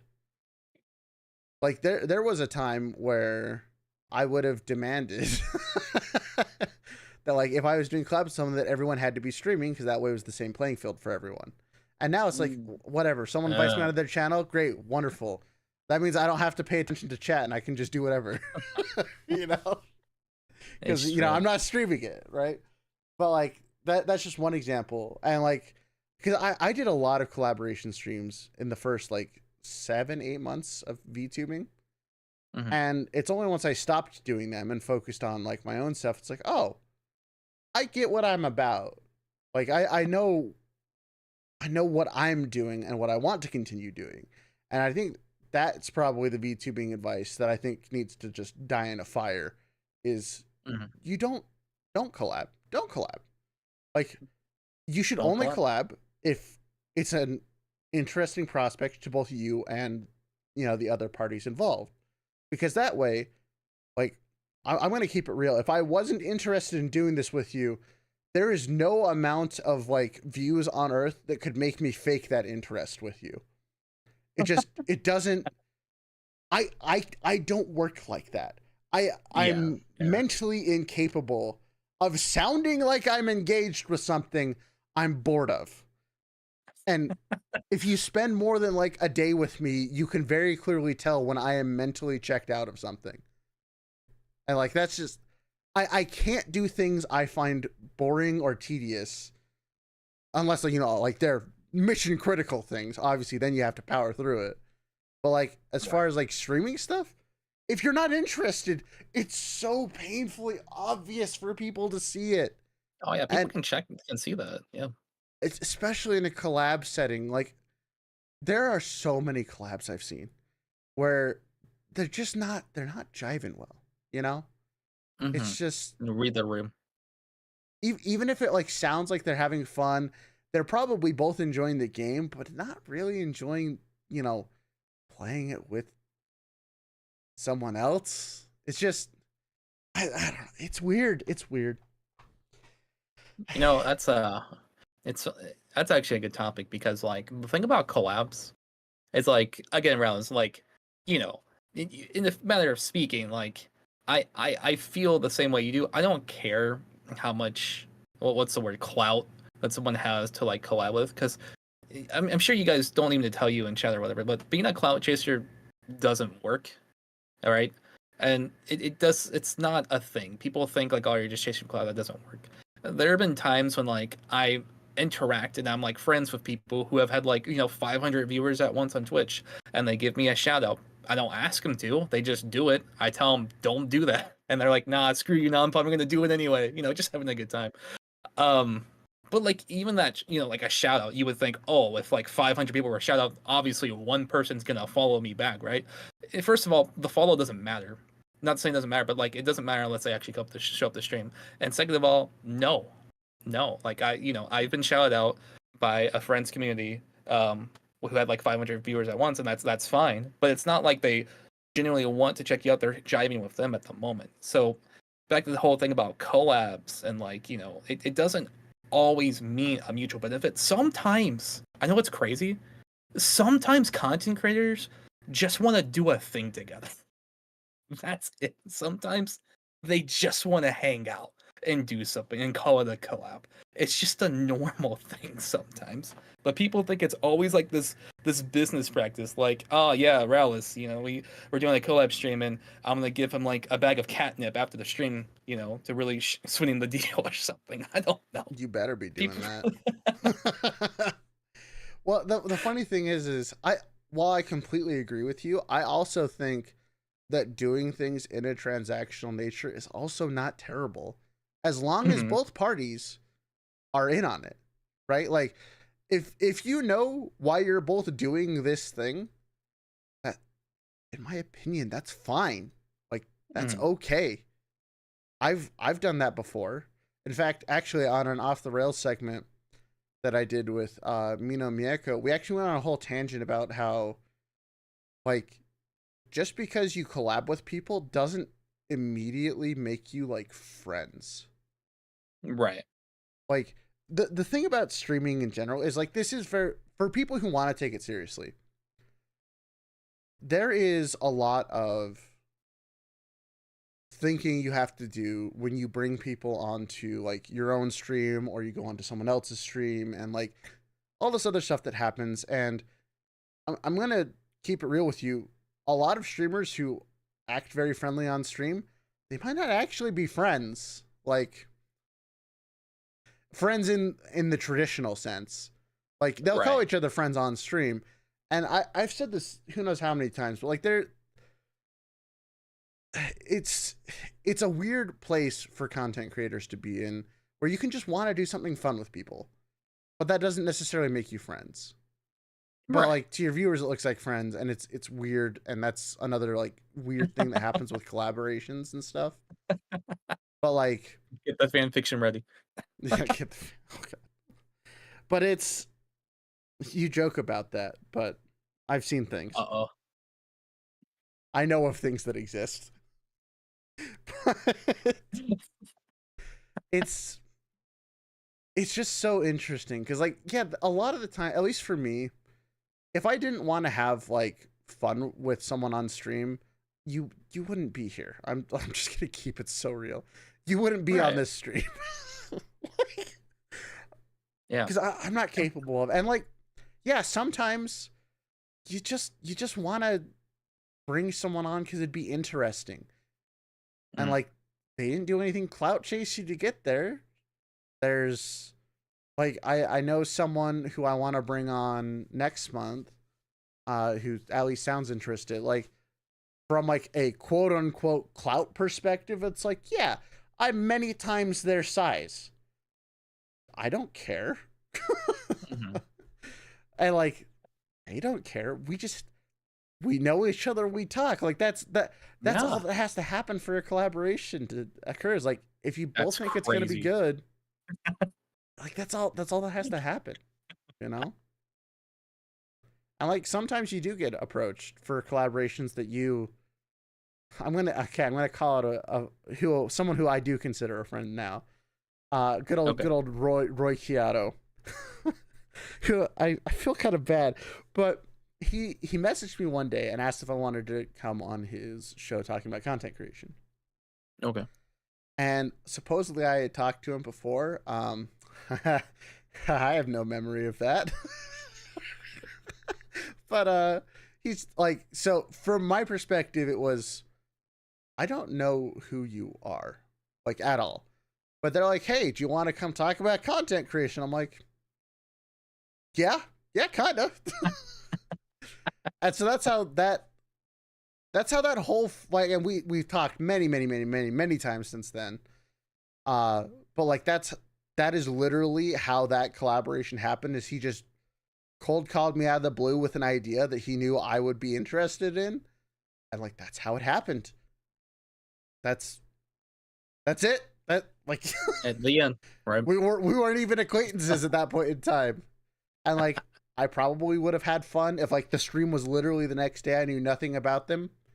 Obviously, I went and watched their stream to get a feel for them, but Right, of you course. know, You should always like do that. the next day I didn't really know anything about them, and it still would have been like a fun, good stream, and like it was.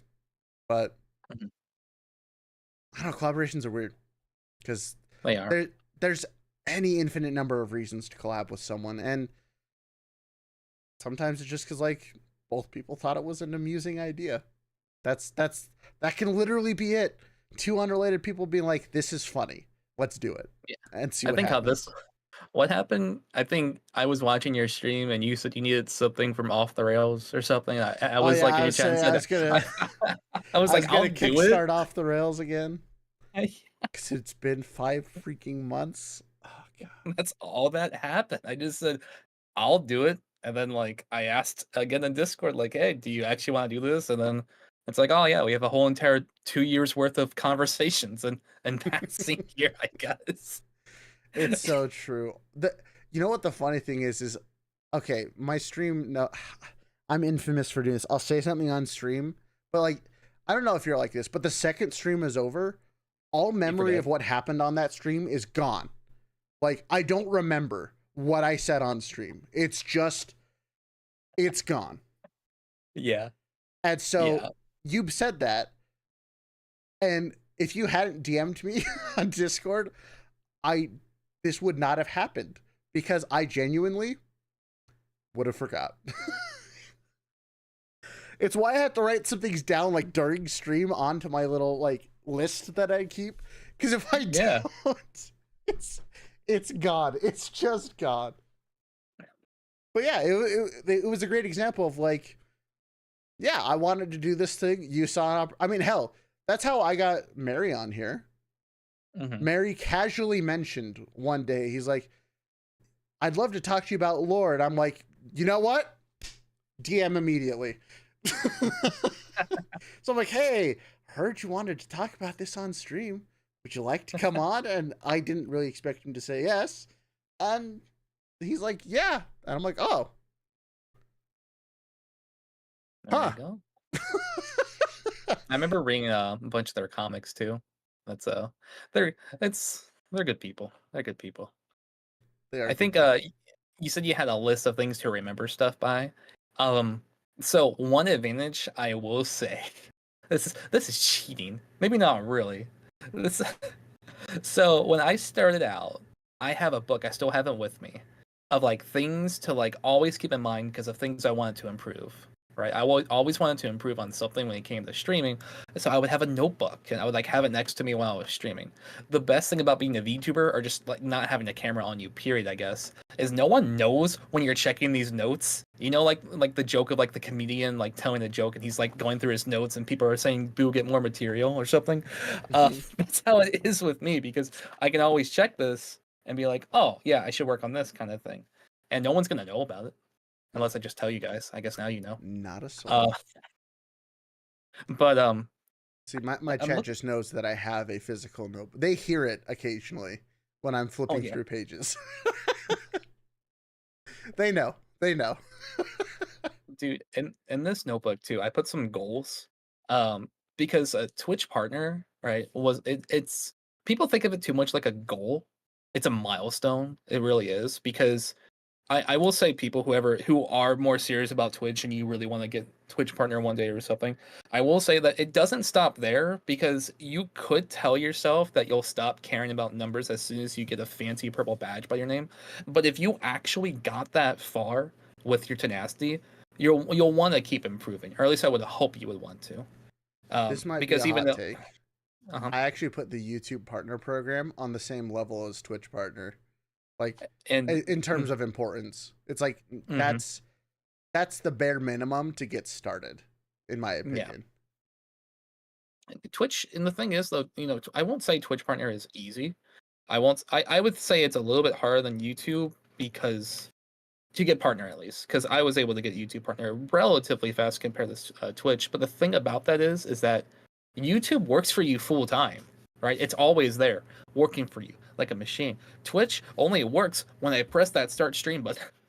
So that's the issue. That's the issue. So that's why I think maybe in forms of ease, maybe it's the same, but in terms of time, God, it takes a minute. It does. It does. Oh my goodness, I'm looking through my notebook right now, dude. Last year, my goal was to get an average of 30 average viewers. I think I got that, but that's still like a bad goal. You shouldn't make your goals like an average viewership. It should just be like what you can do better. They shouldn't be like accolades. I don't know. Here we go. I see. I go back and forth. I think that it's not bad to have, because the thing about content creation, especially if you want to do this as a career, you on some level you have to care about the number, because the number is a literal representation of whether or not you can do this as a job. Like the amount of money being pulled in is directly correlated with your ability to do this as a full-time gig. Obviously, I'm not at that point. So, like, on some level, you have to care. But I feel like the goals should be really intertwined. Like, your goals should always, like, you should always know where you want to be at the end and what steps you need to get there. Like, for me, I know the exact money amount I have to be making every month before I could, like, kick my full-time job down to, like, a part-time job type of a thing. Oh, no way. I thought exactly the same thing before. And, I know the same number that I would need to do this full time, or at least to be able to take that leap and hopefully not crash and burn. Right. But while I have those goals, the other goals that I focus on are much more important of like, am I enjoying this content? Do I think it's actually something I'm like bringing value to people? Is it something that I can see myself taking and improving on and getting better and better and better at? Like, those are the goals that I personally care, is more about the personal growth. And I think those are the goals those are the more important goals to me. It's important to keep a good balance for it, for sure. For sure. Yep. I will say, one thing I don't really enjoy much about streaming or like making content creation. It's just what is it? It's like if I had common questions that are asked over and over and over again. It's like if I wanted to answer a question, I wish I just had a YouTube video for it, which worked for my guide stuff. That's why I started to do more YouTube more often, because it's like, how do I play a character? Exclamation mark, character name, sends them to a YouTube video. Cool. I don't have to answer that question. You know, but I think that's something that happens a lot when people just keep asking the same question. It's like, if it's an easy yes or no, that's fine. But when someone's literally asking about a fighting game character and how you're supposed to play neutral or understand how things work, it's like, that's not a simple yes or no question. And I don't want to say the same thing on stream 3 times a day. You don't want to repeat yourself ad infinitum? What's No, wrong with you? I'm streamer, give me answer. Streamer, do it. It is kind of funny that like there's a lot of people who view streamers as the funny haha, like you're gonna do what I tell you to do person. Right? And it's like, I'm subhuman compared to you, viewer. I'm sorry. it's like, on one hand, I get it. You're like, you feel that you make our jobs possible, which, you know, in a lot of cases is true. Like, obviously, we couldn't do streaming or pursue streaming as a career if viewers weren't the backbone of that. Of course. Entirely. Like, that, obviously, that's true. But, like, man, sometimes you get real frustrated with people who,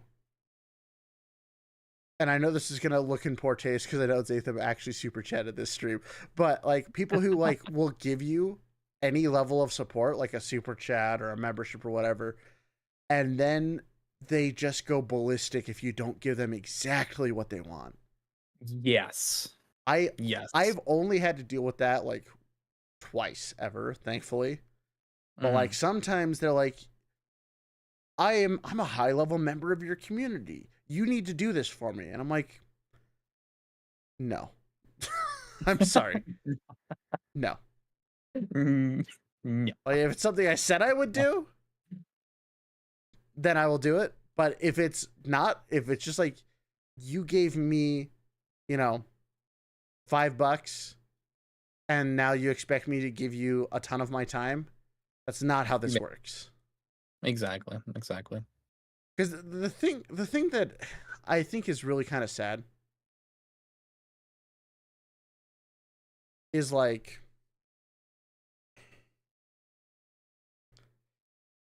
my brain's in overdrive for a second here. That's okay. Take your time. That's okay. The thing about being a content creator is not that I can't give you 5 minutes of my time. It's that if I give you 5 minutes of my time, I will feel bad about not giving everyone 5 minutes of my time. And this isn't saying that I don't reply to like everyone's DMs. Like, obviously, if you've been a member of the community, I'm probably more than happy to, you know, talk to you for a little bit. Like, that's fine. Especially if I'm not doing anything else. That's totally cool. But like, there are some people, and no, for anyone in chat, no, none of you are these people, just in case you were wondering. There's just been some people that have required more time than others. And it's just, I feel bad because I don't want to engage with you, not because I don't want to engage with you, but I don't want to put myself out there that much, because then that becomes the new thing I do with all of my time. It's just, it's unfortunate. And it's ironic. Yeah. Go ahead.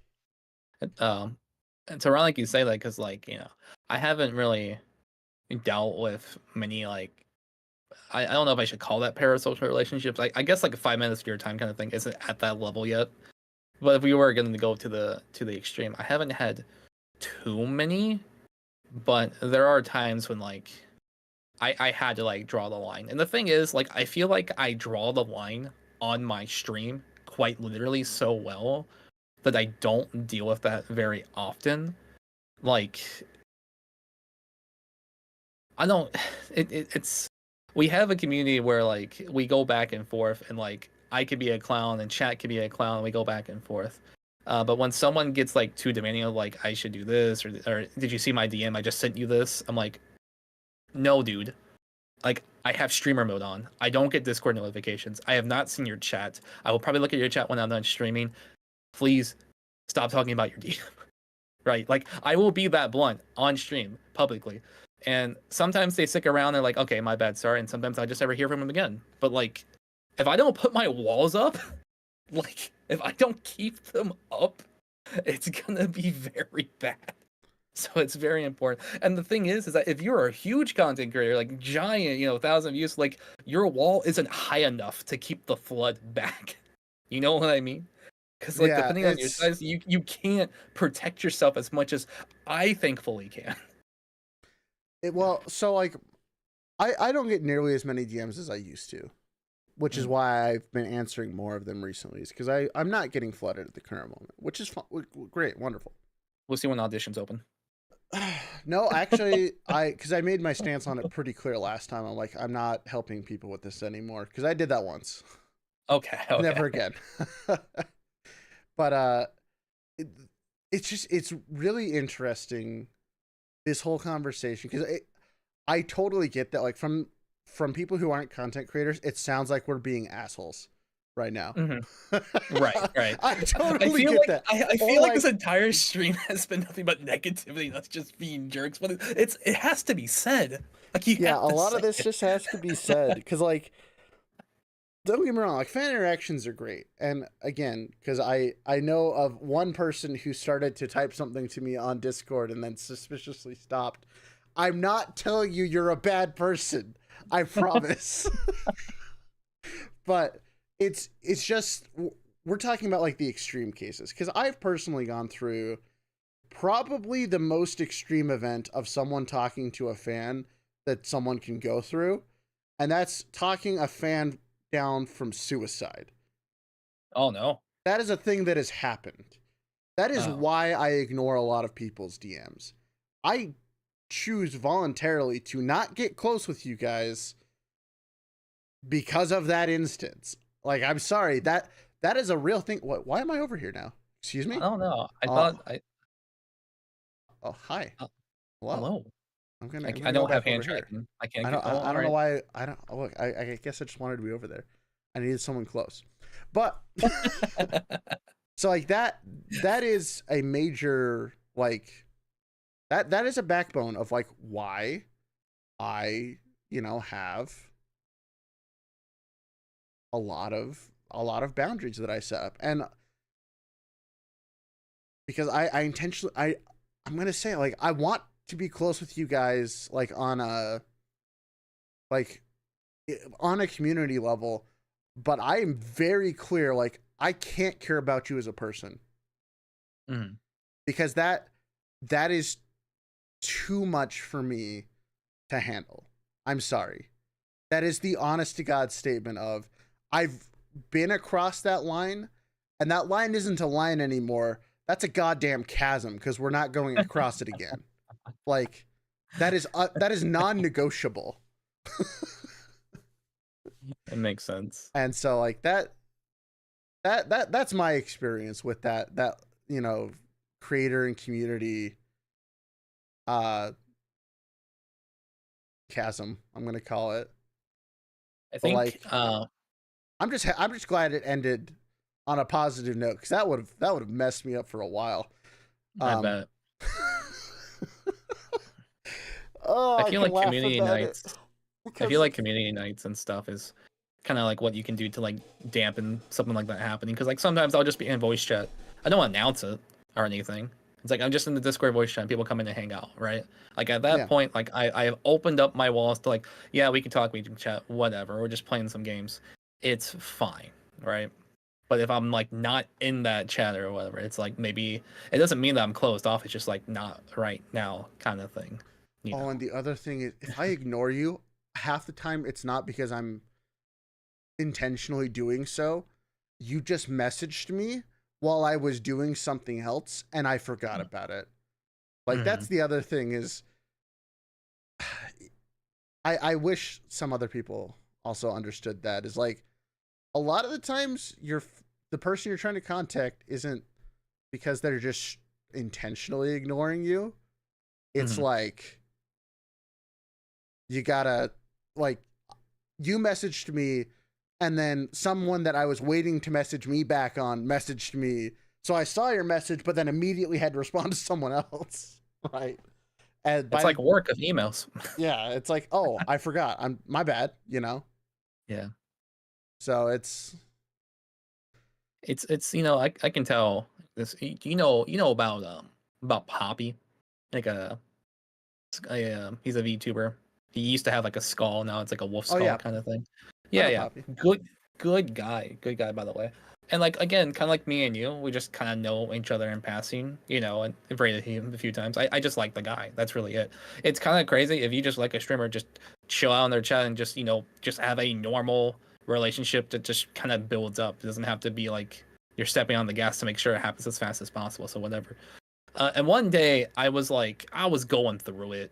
We all got days we go through it, honestly. And I'm like, you know what? I'm gonna message Poppy. I'm gonna message Poppy and say, hey man, do you have time to talk? I really want to get something off my chest. Dude, he's immediately, dude. I didn't even expect this. Like 3 seconds after I sent the message, dude just calls me on Discord unannounced immediately. And we just talk from there about what I was going through. But yeah, it's just like, you could just, if someone's busy, they're busy. But like for people who like have time for you, they will put the time out for you. Like I didn't expect to get a phone call from Poppy and like start a conversation, go from there, and he helped me out a bit. But that's the thing, it doesn't always work like that. You just gotta. I'm sorry, content creators are human. I don't know. Maybe that's a point I have to say. We're just human. Yep. We're just you're a cat, so that doesn't count. I mean, just means the claws come out a little faster than normal. It's fine. Don't worry about it. Oh. No, Poppy's great. I've talked to him. Good guy. I feel like if I were to like go back and start content creation all over again, like what would I do differently? Honestly, I don't have any regrets, really. And that sounds crazy because people can always think of like a what if scenario to make things all lollipops, and rainbows, and it was the most optimal thing I could have done. But the thing is that like I don't regret starting on Twitch and then going on YouTube afterwards, especially since now I have the proper mindset that I need. Because I don't think that fantasy exists. I don't think there's a fantasy that exists where you did a strategy in a different way and now everything's perfect. I feel like your strategies and your ideas and your content creation journey is going to have a lot of fumbles, a lot of them, and you just gotta deal with the fumble and keep on going. You can't save scum, all right? You can't save scum your content creation. Stop loading up the past save, live with your decision, and keep going. It's fine. It's fine. Yeah, if I could restart, the only thing I would do is just not. I would remove that first 8 months of pointless collab streaming. Just get rid of that. Throw that out the window. No, you learned from it. You had to go through it. You can say it because you didn't like it, but I mean, it's. You know what? Actually, no. There is one thing. You know what? One thing I would do, and this isn't like the start of my career or anything, because I've gone through so many fumbles and so many mistakes and stuff that I've learned from, which is okay. I see people going through the same thing I went through when they're content creating, right? I see like almost one-to-one the same kind of mistakes they make, or like what they might be doing that shouldn't you like maybe you should tone it down or like do something else kind of thing.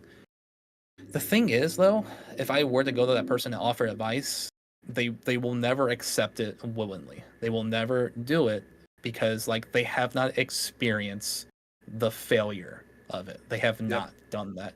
I've wasted my energy trying to really help people avoid some kind of catastrophic mistake they could make, but they wouldn't believe it until it actually happened to them. And that sucks. There's a philosophy for that. Mm-hmm. You can't understand failure until you've experienced it. You don't understand why it's a mistake until you make it. Mm-hmm. There's really like it's unfortunate, but like there's a lot of things in content creation that you don't understand why no one does this, right? Like you're like, oh, this is an idea. Why don't I do this? And then you do it, and you're like, oh, I now understand why it's a bad idea. Even though literally everyone you've talked to has said this is a bad idea. Yeah. It's like until you make it. There are too many mistakes in the world for you to make by yourself.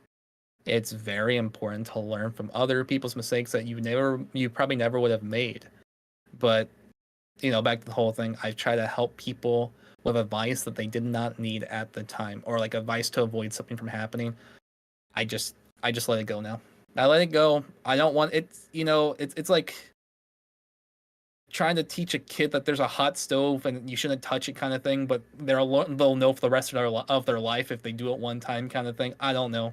Obviously it depends on how old they are, but that's the kind of philosophy. It's like I don't want to see it happen. But if it doesn't, then what's the point? You can't teach someone to avoid fire if they don't know it's hot. Exactly. Yeah, that's the one thing I would change. It's not about my content creation. It's just trying to engage with other people, because I've lost relationships and felt backlash because of that. And then once I wish they would still talk to me, but now they have this. They probably think I have this "I told you so" stigma. You know what I mean?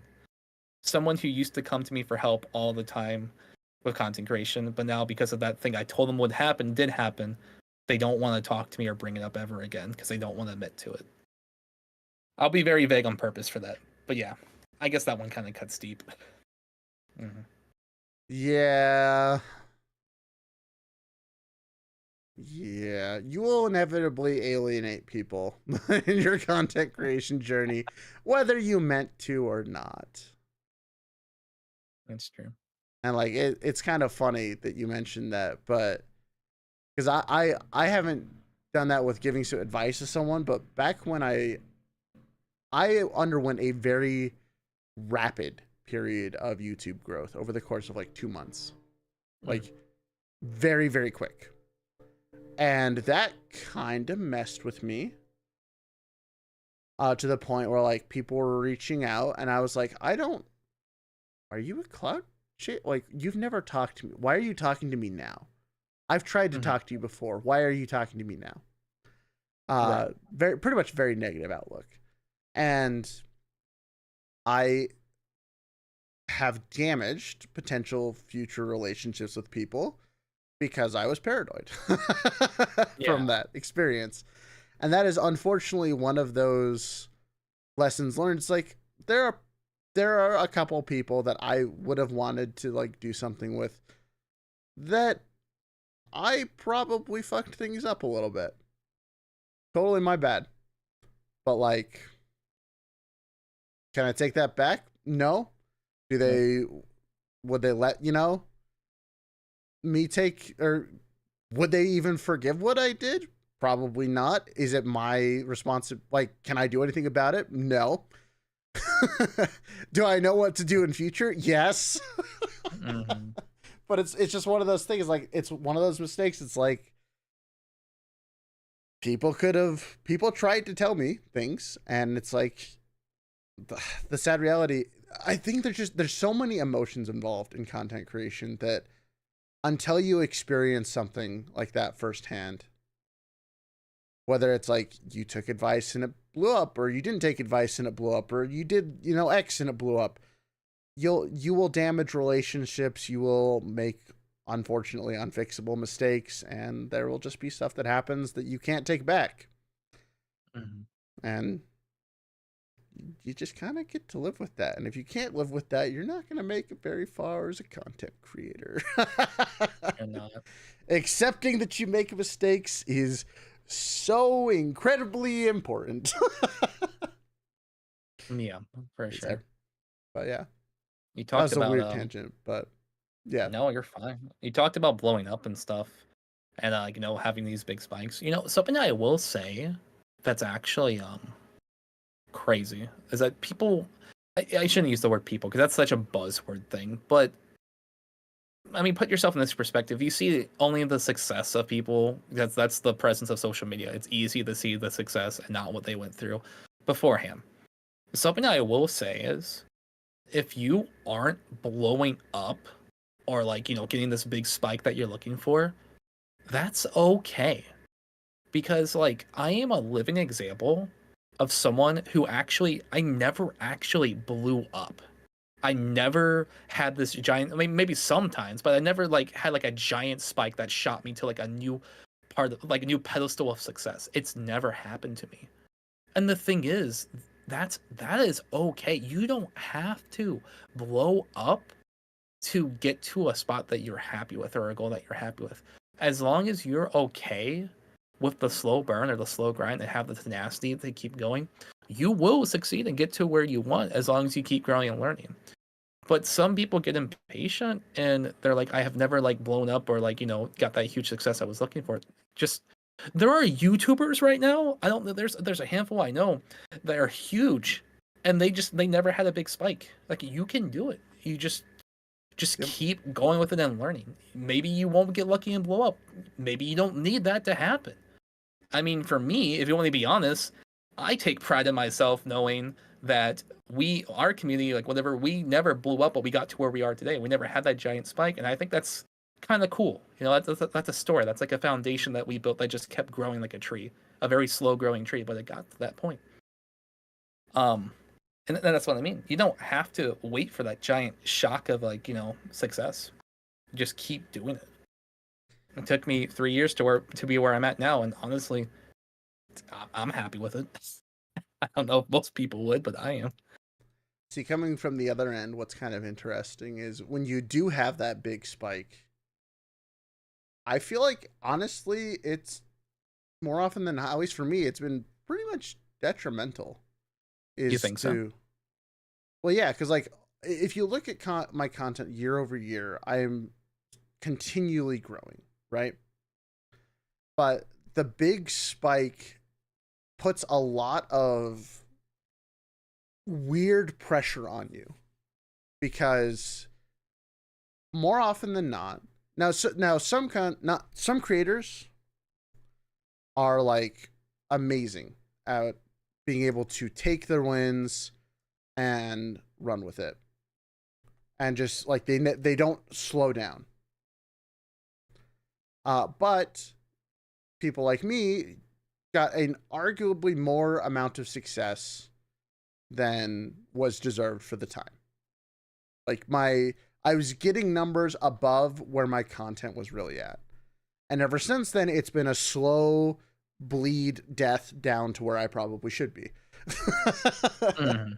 And so, like, am I still, like, better than where I was? Yeah, quite a bit better than I was. But I experienced a very big blow up. It gave me an inflated sense of, like, where I was. And it's been a long journey to be like, okay, I'm back to where the mindset of, like, no, I know where I am. I know where I need to be. Now, instead of, like, chasing those super highs, I can go chasing the numbers that I should be chasing in the first place. The realistic goals that aren't just because I got lucky. And I'm going to say, like, luck does play a big factor in content creation. Yeah. But you can't account for luck. You just have to make good stuff. And if luck happens, capitalize on it. But the base has to be good, or else when the luck is gone, you just go right back to where you were. Mm-hmm. So it's interesting because up until that point, I was growing very steadily. And I'm actually growing at the pace that I was back then today. Just like if you flatten out the huge spikes and everything, it's like, oh, yeah, we're at where we would have been, regardless. But it's been an interesting journey to get there. And I kind of would have preferred that instead of having these giant spikes, that I grew slowly over time. Obviously, I wouldn't undo that because now I know how to deal with spikes and just accept it as, this awesome thing happened. Here's how I capitalize on it. But keep trucking along. If I ever do get a spike, I'll come to you for advice, then I'll make sure I do. because I haven't had it yet, but I can only imagine what it's like to have to accept a bunch of responsibilities that you never thought you had to. Um, and One of like, the weirdest pieces of advice I would immediately give you, because mhm. this is the mistake I made, was just like, don't assume everyone's out to get, like, everyone's just trying to collab with you because you're the hot thing. Uh, Honestly, the perspective I have now is like, a lot of these people probably didn't even know you existed until like you until it happened. had the Yeah. thing that blew up, right? It's like that Mhm. is everyone's first impression, and like obviously it's a good thing because everyone's looking at it. So like, oh, I want to do stuff with you because I like that thing. It's like Yeah. that's I could legitimately be the only thing they've seen. Because if that's your big blow up moment, you now have so many new eyeballs on you, right? It's crazy. That's the one thing I wish I understood then that I understood now. I take that to heart then. I mean, I think one time I had to not really apologize, but like I can only imagine this could happen if you got a spike. But you're like it or not, your people who are part of your community do represent you in some way or fashion. And if they misrepresent you in someone's stream or someone else's stream saying, like, here's an example, like how this would be so grimy. Like if someone who really likes my content was watching somebody else and said the words, "Oh, non-Pawn's live now. I'm gonna go check out their stream. Bye." Like that's such a rude thing to say. That has happened to me. That has happened to me. Someone who really liked and enjoyed my content said that in someone else's stream, and I had to. I went to apologize for that. Not saying it was my fault. It was definitely them, but also I'm not their parent to like try to correct that behavior. That's just kind of grimy to do in general. But the first thing I wanted to do was apologize to that content creator, straightforward, for something I never even did. Right? That's I can only imagine like if you do have that giant spike of how much that could happen and how much you'll find yourself to apologize for things you've never done and feel bad about because people will go that extra mile to be that kind of person, you know? Like it's scary. It's scary actually. It's it's interesting. Maybe I'm just like too inwardly focused. I mean, I'm a self-proclaimed narcissist. Mhm. But like it's I just have come to accept that unless I specifically said something, they're like, "Hey guys, go tell so and so that I'm live." Like, unless I have told you guys to do something, I don't accept responsibility for shit. What you guys do is your own prerogative. Now, like, if someone brings out to me, like, someone in your community said that, then yeah, I'll call you out. But, like, I don't really feel responsible for you guys. Maybe that's weird to think, Well, but, we're like, not parents. I guess that's true. Like, we maybe have a community, but we're not they're the correct behavior all the time. like Like I that's will not our job. deal with the ramifications of my own actions. And if I said something to lead you guys to do something, then yeah, that's something I need to own up to. But if it's Mhm. like specifically the example you gave of like so and so is live, those used to really bother me. And Mhm. at this point it's like they don't even think about it. They don't like that is a normal thing for them to say to someone who isn't a content creator. And I just kind of have to be like, "Okay, cool, have fun. Bye-bye." Like don't even think about it anymore. Because Mhm. honestly, I try to live life by the moniker of people aren't usually trying to be an asshole to you. They are just thinking about themselves and what they want to do. Mhm. And like that they're not being malicious to you. They're just doing whatever thing they want to be doing. And sometimes, yeah, that makes them say things that like feel like a dig at you. And yeah, Mhm. sometimes they do get under your skin, but more often than not, they probably didn't mean anything by it. Right. And that's personally where I am when I see stuff like that is like and another example is like, oh sorry, I gotta go, I'm gonna go hang out with so and so. It's like, okay, have fun. Like, thanks for dropping by. Cool. You know? Yeah. That's I don't know, it used to bother me a lot more than it does. But like these days, it's like, look, you guys all have lives. If you spent 5 minutes here, that's 5 minutes you could have spent somewhere else, but you chose to be here instead. That's enough for me. You know, like that's fine. So I get it for sure. but it, I'm not saying that that's easy. It's easier said than done. There are still some things, like obviously I won't bring them up, especially now, because I know if I bring up what does get under my skin, there's a big possibility that people know what to do to keep that happening. And not to say that it would be a problem to like say here on stream, but it's just like I've been so practiced to not mention it, right?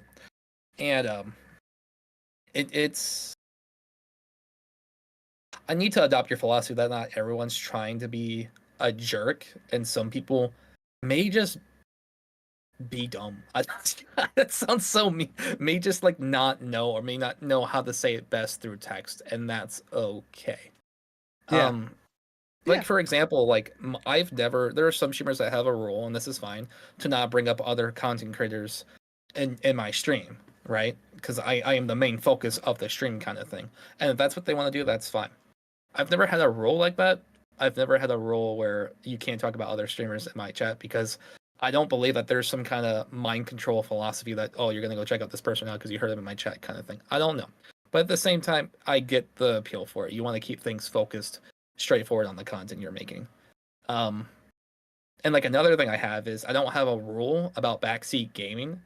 I will say it's like you'll find out if you do it kind of thing, because I'm not consistent with it.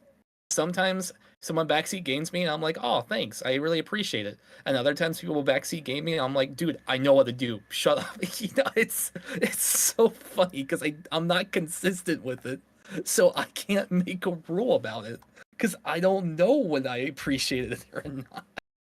So I guess that's what I mean. It's like, I guess it depends on your mood when you're streaming. When you're streaming, like what kind of day you're having and how you read text into your brain. Like, how do you take it? Because it's not, you can't know what their facial expression is. You don't know what their day is like, so you don't know how to take it all the time.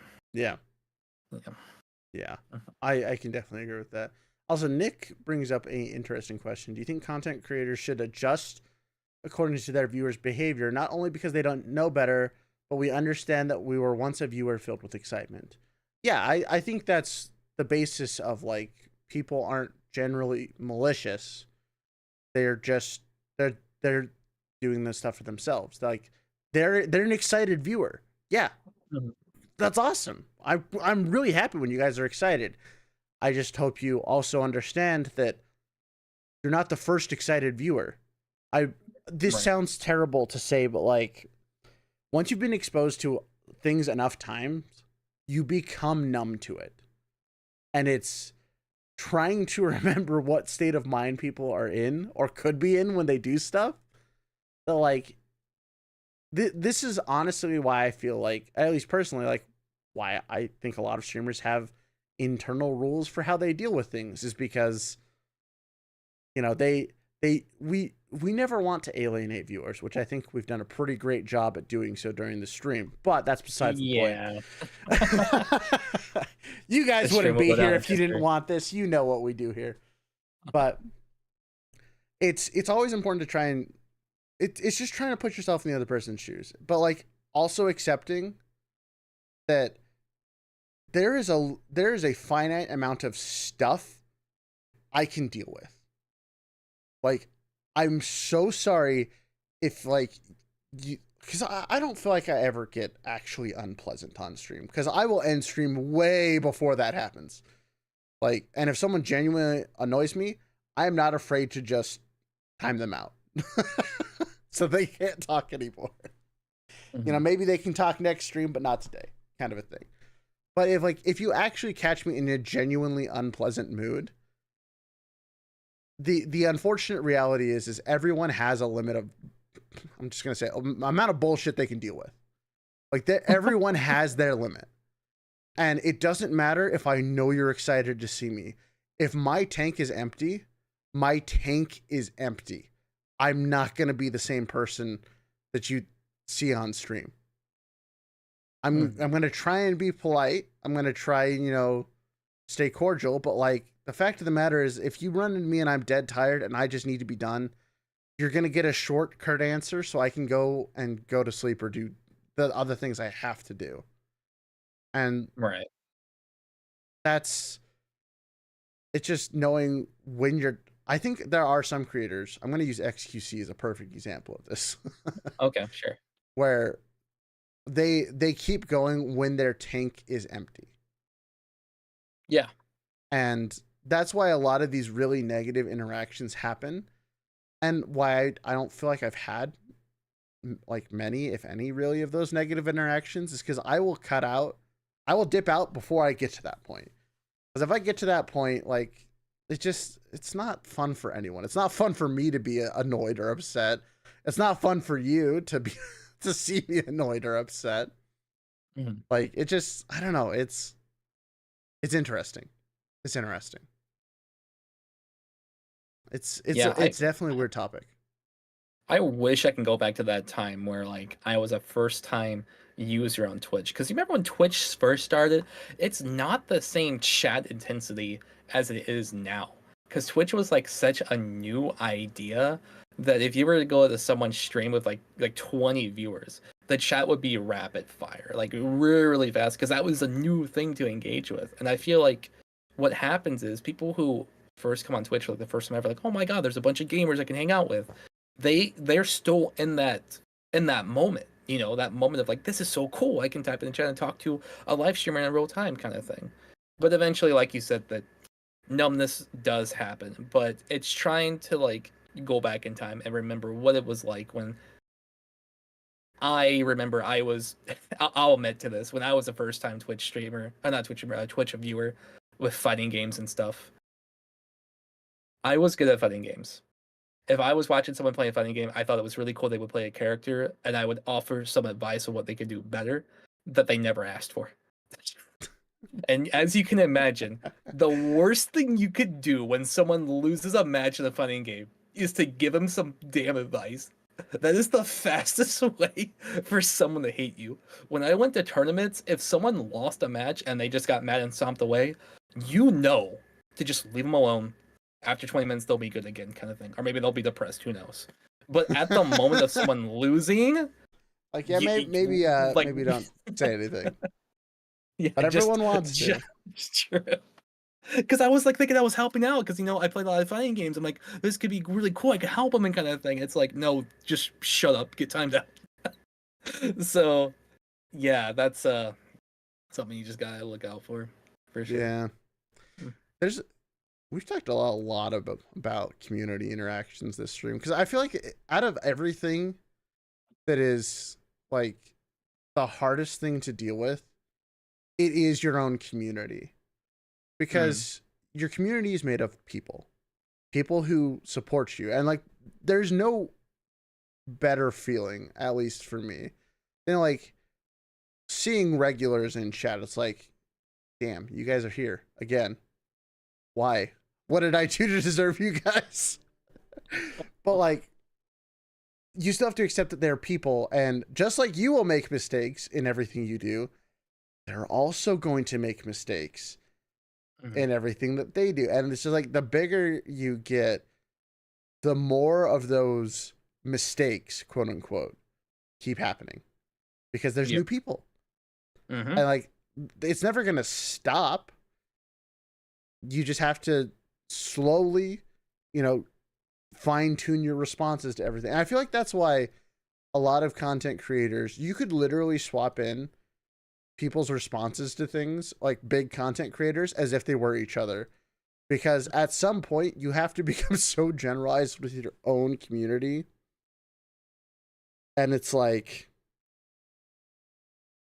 they've answered or heard the same complaints, the same questions, even the same praise thousands upon thousands upon thousands of times, that they feel like this monolith that isn't even relatable anymore, even though they try to be. There's who was the video by? I remember the quote, but the quote is like, relatability brings success, and success kills relatability. Okay. And I feel like that's a common reflection of like why sometimes community interactions go awry, is because you're not dealing with the same problems that you were, even 3 months ago. You've moved on to something different, and your new response to an old problem might not be the correct one for someone who's brand new. Right? Yep. It's so fascinating because I feel like you will constantly make mistakes like that. But and there's never like the perfect answer. You're gonna upset someone at some point in time. Was it iPatch Wolf? Yeah, it was iPatch Wolf. That's who it was. Their video on growing is interesting. It's a phenomenon I'm very acquainted with. And I bet you are probably. Yeah, I mean, if you want to send it to me, or I can look it up. Uh, Yeah, so I'll watch. one of the big concepts of the video is that you reaching certain milestones intrinsically separates you from other people in the same community. Like, for example, if we were looking at just YouTube numbers alone, some people would look at your channel versus mine as I am stepping down to your level, which is not true at all. And like viewers numbers and all that things like separates people and communities by like, it's just a fucking number. Like, Right. it means literally nothing. It doesn't. But Like your real audience isn't even based off your subscribers. A lot of people who subscribe to you, who aren't subscribed to you, watch your shit anyway. So like, yeah, the number doesn't matter. It's weird that it matters to some people. Like I was told this by a friend of mine, Mina Mieko. She was on my show. I think she was actually the last person on the show. 5 months ago, and someone gave her shit for interacting with me, like saying that she was clout chasing with me.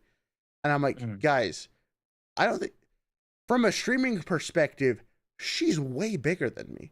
Yeah, she has less subscribers. She averages like 50 to 80 people every stream. That's like quadruple what we have right now.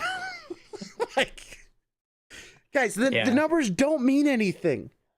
Oh.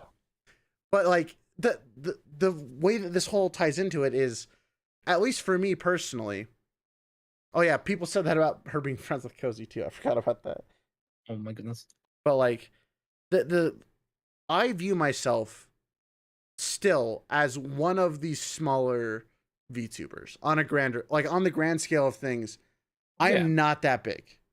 I'm very tiny in the grand scheme of things.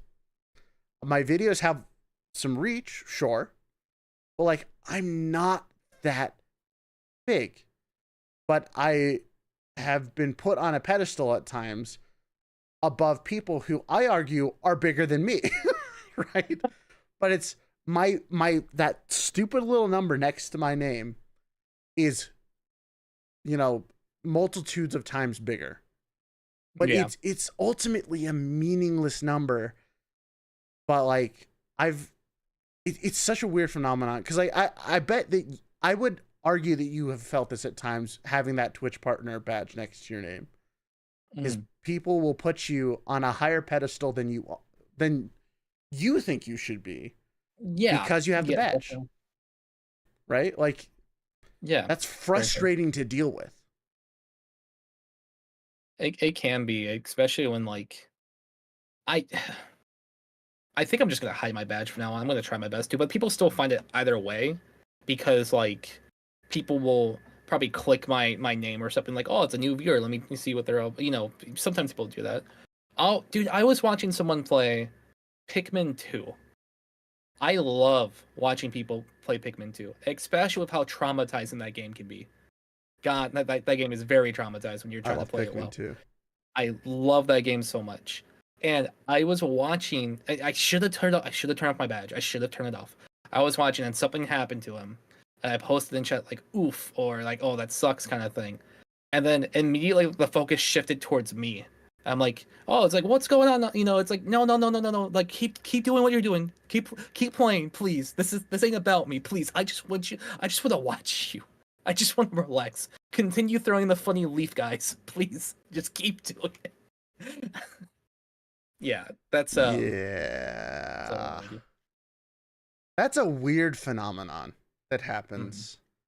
It's like I don't have to deal with that often because like the YouTube sphere is such a giant ocean that like even if you have like the verified check mark, it's like not that big of a deal for a lot of people because like there's so many. But like even in some people's chats, I feel bad if I talk on my main account because it's like if I say anything, someone's going to try and interact with me, and I'm like, I'm not here. I just wanted to interact with the streamer. I don't know. Right. Go away, please. Just let me be a viewer. Exactly. Go away. Be a viewer. Exactly. Let me watch Pikmin 2. I want to be one of the faceless crowd that's posting stupid memes and crap. I want to put Keck W without a consequence. That's all I want. Oh gosh. Yeah. Many people have 2 accounts. Yeah. See, the nice part is I can say stupid stuff on Twitch because I'm not as well known on Twitch as I am on YouTube. So like it's fine on Twitch because I'm a no name nobody over there. It's great. It's wonderful. But on YouTube, I have actually I have another account that I use occasionally for watching some people's streams that I chat on because I'm like, I know if I was here on my main, I would get called out, and I just don't want I just want to be here. Yeah. I don't want to do this. So we shouldn't ask viewers how they are doing while playing. No, you can do it. That's not the lesson here. It's just they're reading the room is such an important skill for both viewer and streamer. But the problem is it's not really the viewer's responsibility to do that. They don't need to, so they're not going to. Yeah. But it's weird. Content creation is such a weird and fascinating bag. Oh my god, non-punished shot. I know. Hey, who is this guy who's taking away attention from my stream? Oh no. How dare you? Shuttleboo, can you tell non-punished hat looks remarkably fluffy? It does. It does. Oh, I can take it off. Actually, I can. Oh wait, here we can make you stand out even more in chat. Yeah. Hold on. I wish that YouTube had a VIP feature because that would just be really funny. It would be. But yeah, at least I'm happy I got to talk to you about it because I feel like it's hard to talk to people who have been through the same adventures that we have, and I feel like even though me and you have pretty much just been in passing in 3 years, it's just acquaintances or whatever we are at this point. We've definitely gone through some very similar stuff for sure. And I'm just happy to be able to talk to someone about it for once because it's hard to do it all the time. It's hard to really have people know where you're coming from. Yeah. It's weird like that. I'm glad that I've managed to like cultivate a community here where I can rant about stuff like this. Because I talk about this stuff all the time, as you're probably aware of. And, because like content creation is just so fascinating that it is the worst job in the world, but it is also the best job in the world. Because there's so much to love and there's everything to hate about it. There's so many random negatives. But so many interesting positives that just people will say that like they hate their job or the job's not fulfilling, and that's fine if you feel that way. But at the same time, if you're not taking that unfulfilled job seriously, how are you going to take content creation seriously when you're your own boss? You know, like if you don't like a job, that's fine. If you want to move on to something else and have that dream of making content creation your full-time job, or maybe you work a part-time job while you do content creation, you can do that. It takes time. But if you don't take things seriously, even for the things you don't care much about, it's not going to work out as well in content creation, because you do have to ultimately do things you don't want to do. That's a job. I mean, that's how it works. Yeah, I've had people say that, like, I hate my job, I want to become a content creator. I'm like, dude, or become a content creator. It's like, dude, you will become the worst content creator ever if you can't, I don't know, bag these groceries well or something. I don't know, like, whatever job you're doing. I accidentally opened up a tab on YouTube. Ignore that chat. I'm sorry. That was probably really loud. But yeah, no, it's yeah, the fact of the matter is, a lot of content creation, it just really sucks. Like, there's a lot of it. Oh, wait, right. I added a thing so you guys can't hear my desktop right now. I could be watching YouTube videos and you guys couldn't hear it. I forgot about this. I set that up last night. But anyways, there's a lot of stuff about content creation that just sucks. Like, it's just the worst. I hate editing. I actually hate editing. I hate editing too. I enjoy the result of editing. I enjoy the stuff before editing. I don't like making thumbnails. I don't like doing the research for some things. Well, there's just like there's a lot of part. There's a lot of little pieces that if I couldn't force myself to do the things that I don't find fun, I wouldn't be able to do anything. Like, come on. Content creation is half doing everything you love while being able to have the ability and dedication to do the things you don't want to do, so that you can continue doing the things you love. For sure. Yeah, it's kind of weird because, like, I make some pretty good thumbnails myself. At least I like to do them. That's my favorite part of the video, but I have to figure out if I want to do it last or first, because if I don't do it last, then I'm not gonna have anything to look forward to when I edit my video. So sometimes I think I just have to do it last to really push myself to keep editing. For sure. See, I've adopted the philosophy of, if I can't, I have to make the thumbnail first, because the thumbnail dictates like my entire process. That has to be the thing I do first. And that part's fun, but the rest of it's scripting especially is annoying. At least it's annoying to me.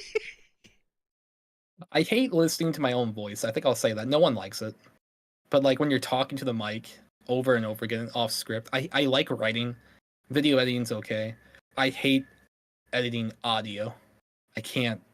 I hate it. I hate doing it. I have set up so many things to automate the audio editing for me that, like, it's not even a thing. Like, I don't even have to think about it anymore, thank goodness. I've fine-tuned my settings so much that, like, I might have a bad take, sure, but, like, that's the worst it's gonna get, thankfully. But for me, it's the script writing that...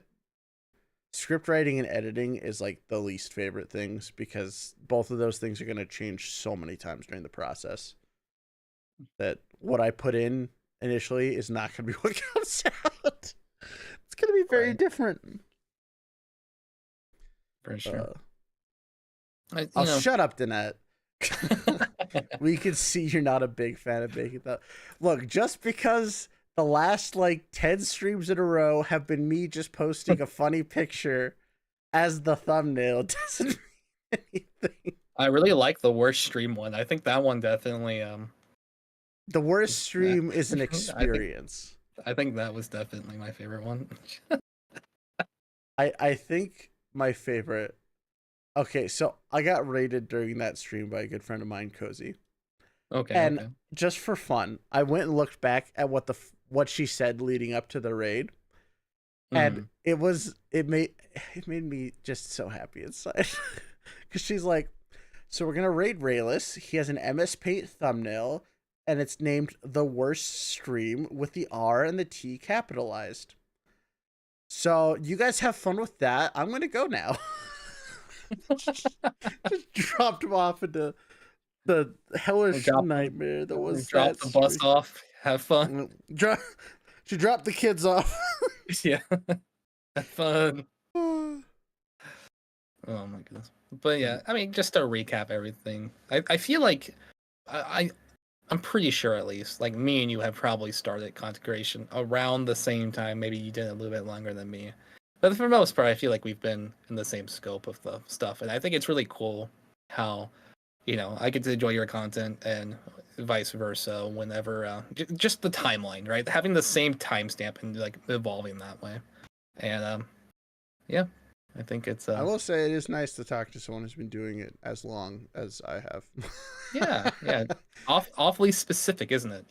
It's like we were in the same class or something, the same university of VTubing, and we both had different degrees. I can make a conversation out of nothing, and you can make more objective type videos. I don't know. The fact that you even know what like my Epic 7 videos were is like, yeah. There is no one in chat who knows what those are. Those don't exist anymore. I'm so far down the iceberg. So far. You know what's funny is that's the tip of the iceberg. Oh, is it? Okay. The original, the OG iceberg is from 12 years ago. Oh no. That video is still technically on the channel. It's just not public. That's awesome. Raelz iceberg somewhere. Dude, there'd be a lot of League of Legends. Like half of the iceberg is literally League of Legends. I wanted to contribute to that iceberg actually. Anyway, I'll put something on there. It's kind of funny that like 6 months of Epic 7 is like a tiny slice in the timeline of events. Like it's an important slice, the mobile gaming era. That was definitely a thing that happened. But like the League of Legends era, and more importantly, the AMV era, oh boy. Oh no. Oh no. There's some stuff there, for sure. I'm gonna guess that it's probably a Soul Eater AMV with some Linkin Park music. I don't know. Okay, back in 2003. I never quite did. Wait, did I do Linkin? No, I don't think I did Linkin Park. I'm not that. I'm not that bad. Okay, look. I'm not that. I definitely did some All About Us AMV from Tatsu or whatever that artist is. That's from so long ago. Oh my gosh. That was a weird time. We're going too far back. But I don't want to take up territory. Sorry, go ahead. No, it's fine. I don't want to. I know you said you had a specific time span for this. You said that you wanted us to do questions too. I guess we could wrap up. Oh yeah. If anyone, what the hell? If anyone has questions, you have my full attention. Also, power. Wait, hold on. They just added something new. That is so nice. Sorry, this is unrelated, but they just added another thing to YouTube live chat that I wasn't there before. What's there? So before to like see like they call it fan funding now. You had to like look at your analytic chart and whatever, but now there's like its own inline chat feed. That's so cool. Interesting. Okay, let's see here. Let's do this. Let's do the Q&A thing. A Q&A thing? You have a button for this, like confetti and bullets? No, actually, YouTube has its own thing. Really? Yeah. So if you're looking at the YouTube chat itself, I just started a Q&A. So now there'll be a little pop-up in chat. You can do that? If people ask questions, I can go to the chat and it only shows the questions that people have submitted. Right? Isn't that cool? What? I want that. It's so cool. I want that. It's relatively new, like six That's cool. months ago or so. What was the Yeah, people just first? Oh, okay. So we already have our first one from the net. Oh, here's the other okay. cool thing. Okay. I can highlight people's questions. I'm learning. So it says, Danette asked the first interaction between you two. I believe that was the VTchaos interaction on Twitter. Yeah, I think so I knew the first interaction, I would say that was the first one. I think I definitely knew about Raelz a bit as I was VTubing on the side. But we never actually talked. I dropped in on his streams a few times. Um I remember the Nichisaji stream where he like exploded. I'm like, wow, this is pretty crowded here. But the first time, yeah, the first time would be like he was talking about VTchaos and I was going on um my 1 year stream anniversary and I said, give me. It's like, give me. And I messaged him like, can I borrow this? Can I test this, please? And yeah, I think it just kind of went from there. Yeah, that was our Because first interaction. actually, on top of that, I didn't even bring this up off stream. I have my own thing, not VTchaos, but with StreamerBot. People can turn my VTuber model into like a toaster. I'm not lying, like literally a toaster, or to like different types of Pokemon, and like my VTuber model will just be replaced with those gifts. And people can actually throw a Pokeball. They can use the channel redeem to transform me and to use the channel redeem to try to catch me. And it's a 10% chance they catch me, and it keeps track of everything they've caught with a command. Like that's how you inspired me to actually go that far. My streamer bot is loaded, like loaded with different like scenes and stuff. Because I was like, you know what, I gotta catch up with this guy. If he's gonna do VTchaos, he calls all this madness. I gotta do something too. So that's how I started with my stuff. Yeah, StreamerBot can do crazy stuff. Mm-hmm. And like, I'm sure you're familiar, but you know who Nutty is? Oh yeah, I know Nutty. Yeah. Have you seen some of the stuff he's set up with StreamerBot? I've seen quite a bit. Yeah, it's it's pretty It's insane. I he pushes it to the absolute next level of shenanigans. Mm-hmm. And I'm just like, man, that's insane. I'll get there one day. StreamerBot's definitely an inspiration of stuff I want to get to the point with VTchaos. If I Okay. hadn't just accidentally nuked it from my hard drive, so I have to rebuild it. But that's besides the point. Anyways, if this is a question, then what is the answer? What is the answer? Let's see. What's the first one? If No, this that's is a it. question, then what is the answer? Yeah, just what's the answer? Ah, this is too big brain for me. It's If too. this is the answer, then what is the question? The answer is 42. There you go. We'll use the meme answer. Stop.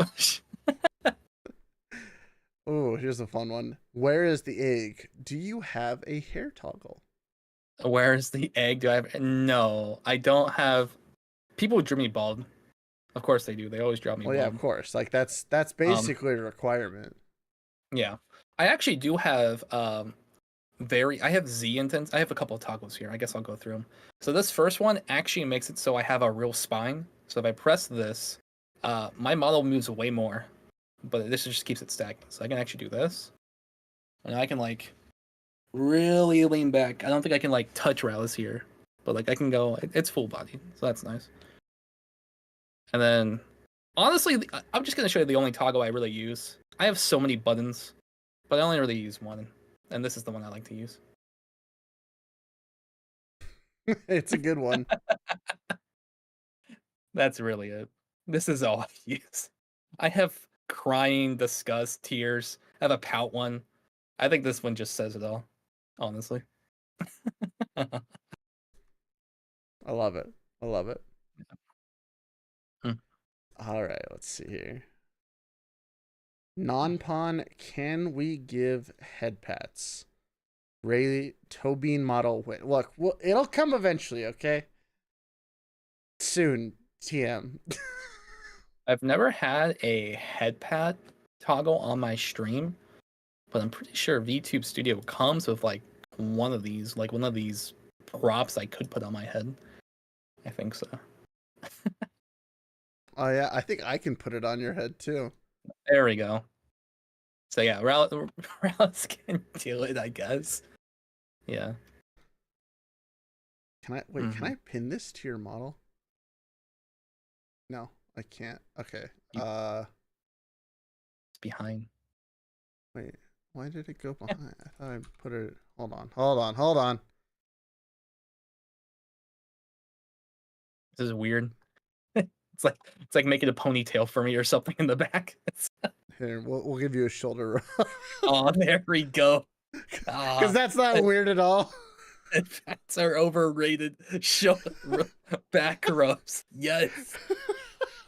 Perfect. That doesn't look weird at all. I love it. I love it.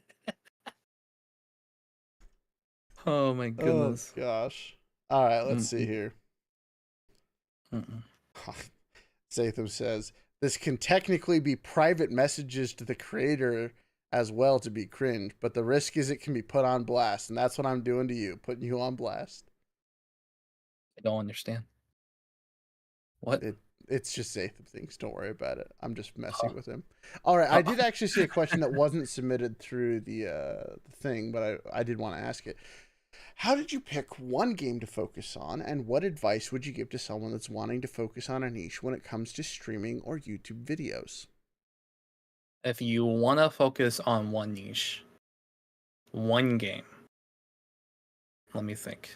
Mobile games are a good pick, but I would not stick with one because there's always going to be dry content.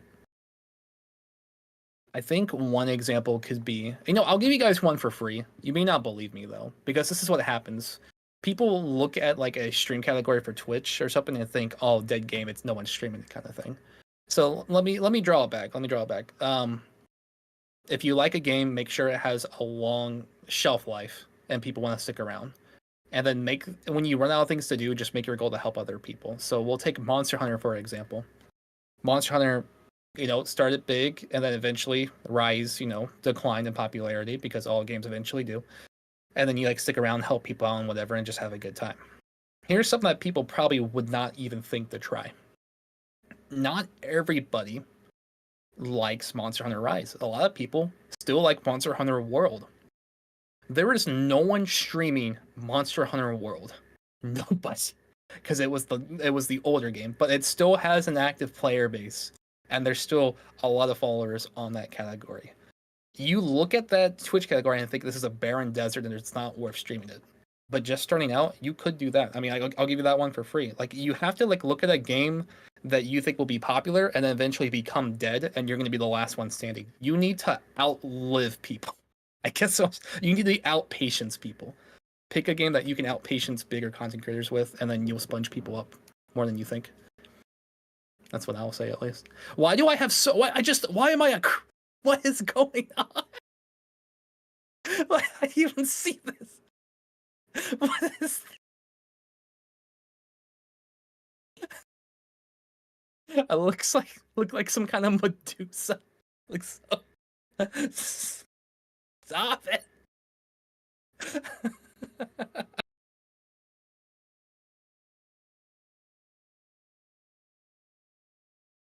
Yeah, typically accurate. Oh, I was muted. Whoops. You were muted. No wonder I didn't know something was happening. Look, just don't worry about it. Don't worry about it. It's fine. It's fine. Don't be scared. Oh. But yeah, I would also just add on to all of that you better like the game you're playing. Yeah, you better like it. In fact, I'm not even gonna say you better love the game you're playing. Because if you don't, you're gonna hate life. Yep. It helps when it's multiplayer too. I will say that multiplayer, so people like to play with streamer. People like that. Can in fact confirm that people do enjoy playing with streamer. All right, let's see. Speaking of Pokemon, Nick Jelly asks, what's your favorite? My favorite Pokemon is Mine's easy. It's Butterfree. Butterfree is a good one. I'm gonna be honest. I like what was its name? I like Absol a lot. I like Absol. Very, very edge. But there was one Pokemon, like, what was it? What was it? I want to say Shaman. I want to say Shaman. Is that right? Shaman. It's like a little, not the one that like grows up, the little tiny porcupine one that just has like a green hide and stuff. Shaman, like the little guy. Little guy. I like Shaman. Oh, I don't remember that one. Let me see if I can look it up. Did I get that one right? I did. Hey, he's just a little guy. Just a little guy. You know, I'll send him in your DMs. Let's see. He's just a little guy. You know, he's just a little guy. Oh, he is just a little guy. He's just a little guy. I like Shaman a lot. Shaman's cool. See, maybe this is very telling, but my top two are Beautifly and Butterfree. Ah, I see. They're Like just bugs. No, that's the thing is I hate bugs. What? But I don't know. Butterfree's just awesome, and Beautifly is just awesome. Butterflies are awesome. Every other insect I hate. They're yeah. I think it's so funny that people say, "Ew, I don't like bugs," and then they eat shrimp. Like, ooh, I love ocean bugs. My favorite, but I don't like real bugs. Ocean bugs are different. Ocean bugs are different, huh? They are not the same. Look. Ocean bugs they're just built different, okay? They're just built different. Jeez. Because I love ocean bugs. Mm-hmm. See, yeah, completely different. See, you guys know. Let's see. We got a few more. What would you be if you were an animal? What would I be if I were an animal? I mean, I don't feel like I need to answer this question, so. Dude, I'm just gonna say this right now. Ducks are overpowered. Ducks need to be balanced. They need to be balanced. Actually, the only thing that's holding them back is that they're stupid. But think about it. A duck can walk on land, swim on water, and fly. Most creatures can only do 2 of those things. Ducks can do all 3. Most creatures can only do one of those things well and can maybe do 2 of those things. Yeah, right? Dude, ducks are broken. I'd be a duck. I do whatever I want. And I get bread for free, which is bad for my stomach, but whatever. Dude, I would be a duck. Duck is a good choice. I would probably just be a cat. I mean, like, let's be real here. Like, you get to be internet famous. People love you for no apparent reason. You get to be a jerk to them, and they think it's cute. You know, it's the best of all worlds. You know.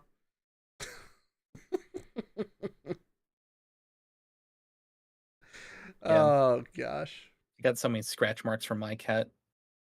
I have scars from one of mine. Because he like was a jerk. Angry old Siamese cat that would just tear you up no matter what you did. But would also, for some reason, still want to be affectionate with you. Because, you know, that makes sense. It's like, I hate you, but I want you to love me. It's like, okay, cat. My orange cat, love him. I tell him how to give a high five because he's so food motivated. So he actually can like do it. He just does it on command. He just gets on his 2 legs and just high fives my hand. Like, oh, you little guy. Oh, thank you for the super chat, Cookie. Appreciate it. Can we summon the biblically accurate toaster? I don't know. Can you? Sure. Yeah, I can do that right now. Actually, I can give you. Hold on. I got you. Hold on. So actually, Raelz, if you go to Discord reactive images, you should see it now. You can see my source, or I can give it to you. Oh, let me see it. That is not one of those things I have re-added to my scene yet. Oh no. Because like I said, everything was wiped last night. Okay, Fuji Deck. Here, I can give you the. I got Oh it. gosh, I gotta log in. Here, I got you the thing. There you go. Perfect. Give me that. Give me that. All right. Yeah. Browser. So it's so fun when I do collabs with people because we always do Discord reactive images and they're like, "Why are you a toaster?" There you go. Biblically accurate toast. I have the best PNG. I have to dig it up, but that I have fan art of me as a toaster. I don't You know do? where it is, but it's somewhere.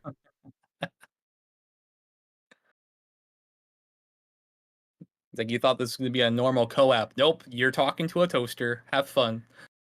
See, oh, I could whip out my favorite me as an inanimate object. Here, you can be a toaster. Okay. I will Okay. be a pan. A pan? Yo, we're getting the whole kitchen together. You heard me. We'll be You're like, there. we'll be like the brave little toaster, except something different. There you go. I'm now pan. I'm panless. Oh my goodness. It's eggs and toast. We're the 2 parts of a complete breakfast. That's true. That's true. Just need some orange juice now. I have a PNG for that too. Perfect. Perfect. Nice. Yeah, just hide all the VTuber models. This is a breakfast stream. Oh, I could. Let me. I need to show you the most cursed one I have. Because you mentioned breakfast. What we got here?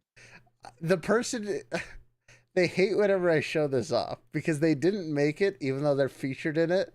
But it's really funny to me. It's really... Okay, Chad already knows where it's going. So, this is me as various foods. No, wait, hold on. What?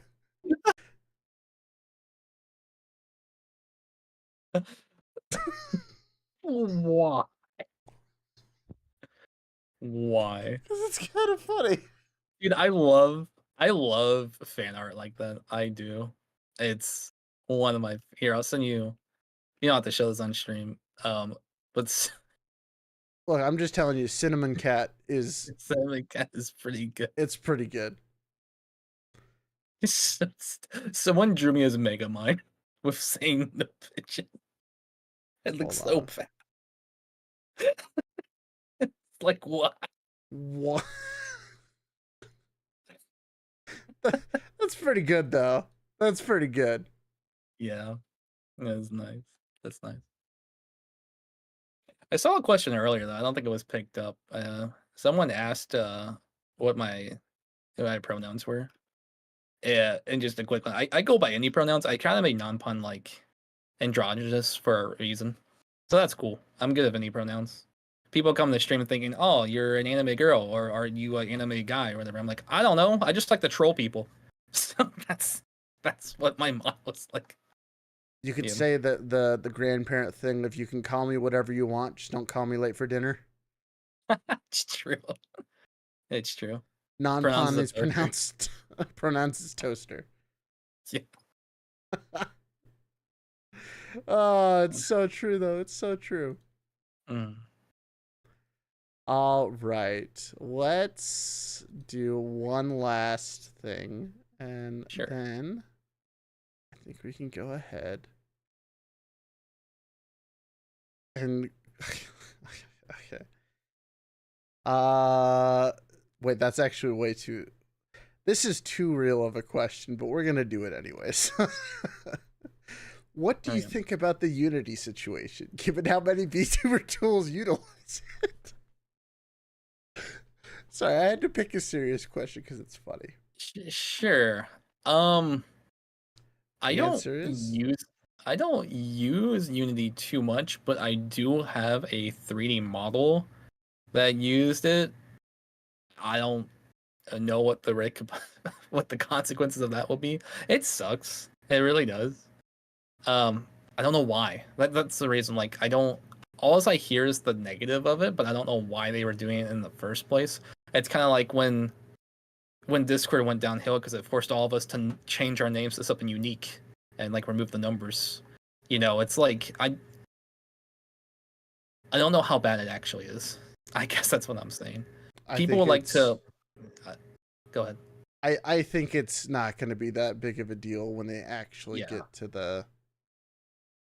Like, once it actually comes out, I don't think it's going to go through massive amounts of changes before then. Yeah, people like amplify any kind of negativity to make it more than what it actually is, and I don't. Again, I'm only seeing the bad and not the reason for why they're doing it. So Oh, I we'll could see what answer happens. that. Money. True, but like how much are they? Money, sure, but like, is there stuff being used so much to a point where it's like it's a detriment, and they're like couldn't like go on this way anymore? I don't know. We'll see. Or they could just be greedy. I don't know. That's probably true too. Maybe they're just greedy. True. Companies can be greedy. I'm reserving judgment on that whole situation until we actually know more, because it could affect VTubing, because it affects VTube Studio. Mm-hmm. Well, it For could sure. affect VTube Studio, right? Because like there's a money threshold and stuff, so it could force some changes. But my honest opinion is, I feel like the VTubing sphere has been leaning on the crutch of Unity for too long, Yeah. and I think anything that forces people to like look at new options and new alternatives is in general a good thing. Mm-hmm. Because I mean, keeping it real, I feel like outside of the new 3D VTubing program, Zaworldo or whatever it's called, uh, VTubing tech hasn't really changed a ton. Like the It big has programs are slowed down a bit. still the big programs. We've had some minor changes here and there, but like the big program, like VTube Studio, I think is the undisputed king of Light 2D software, at least Yeah. in the EN sphere. I would love to see someone else come out with something new. How Not do you because like compete with it though? Like that's the crazy part. How do you compete with YouTube Studio in the Live 2D environment? you It's focus on hard. doing something that they haven't done. Mm-hmm.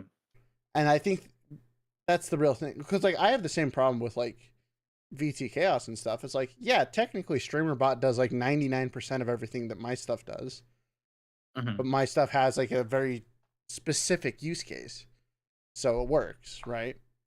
But Right. like the point is that I want more people to try. I don't care if they all fail.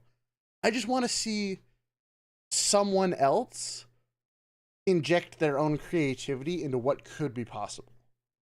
Yeah. That's what I want, is because I expect that VTube Studio will stay the king, because like they've made too many good updates. They know what they're doing. Like they're doing a good job, and I want them to keep doing a good job. But I'm a firm believer that competition is usually a healthy thing. Yeah, it's good for the customer. And Yep.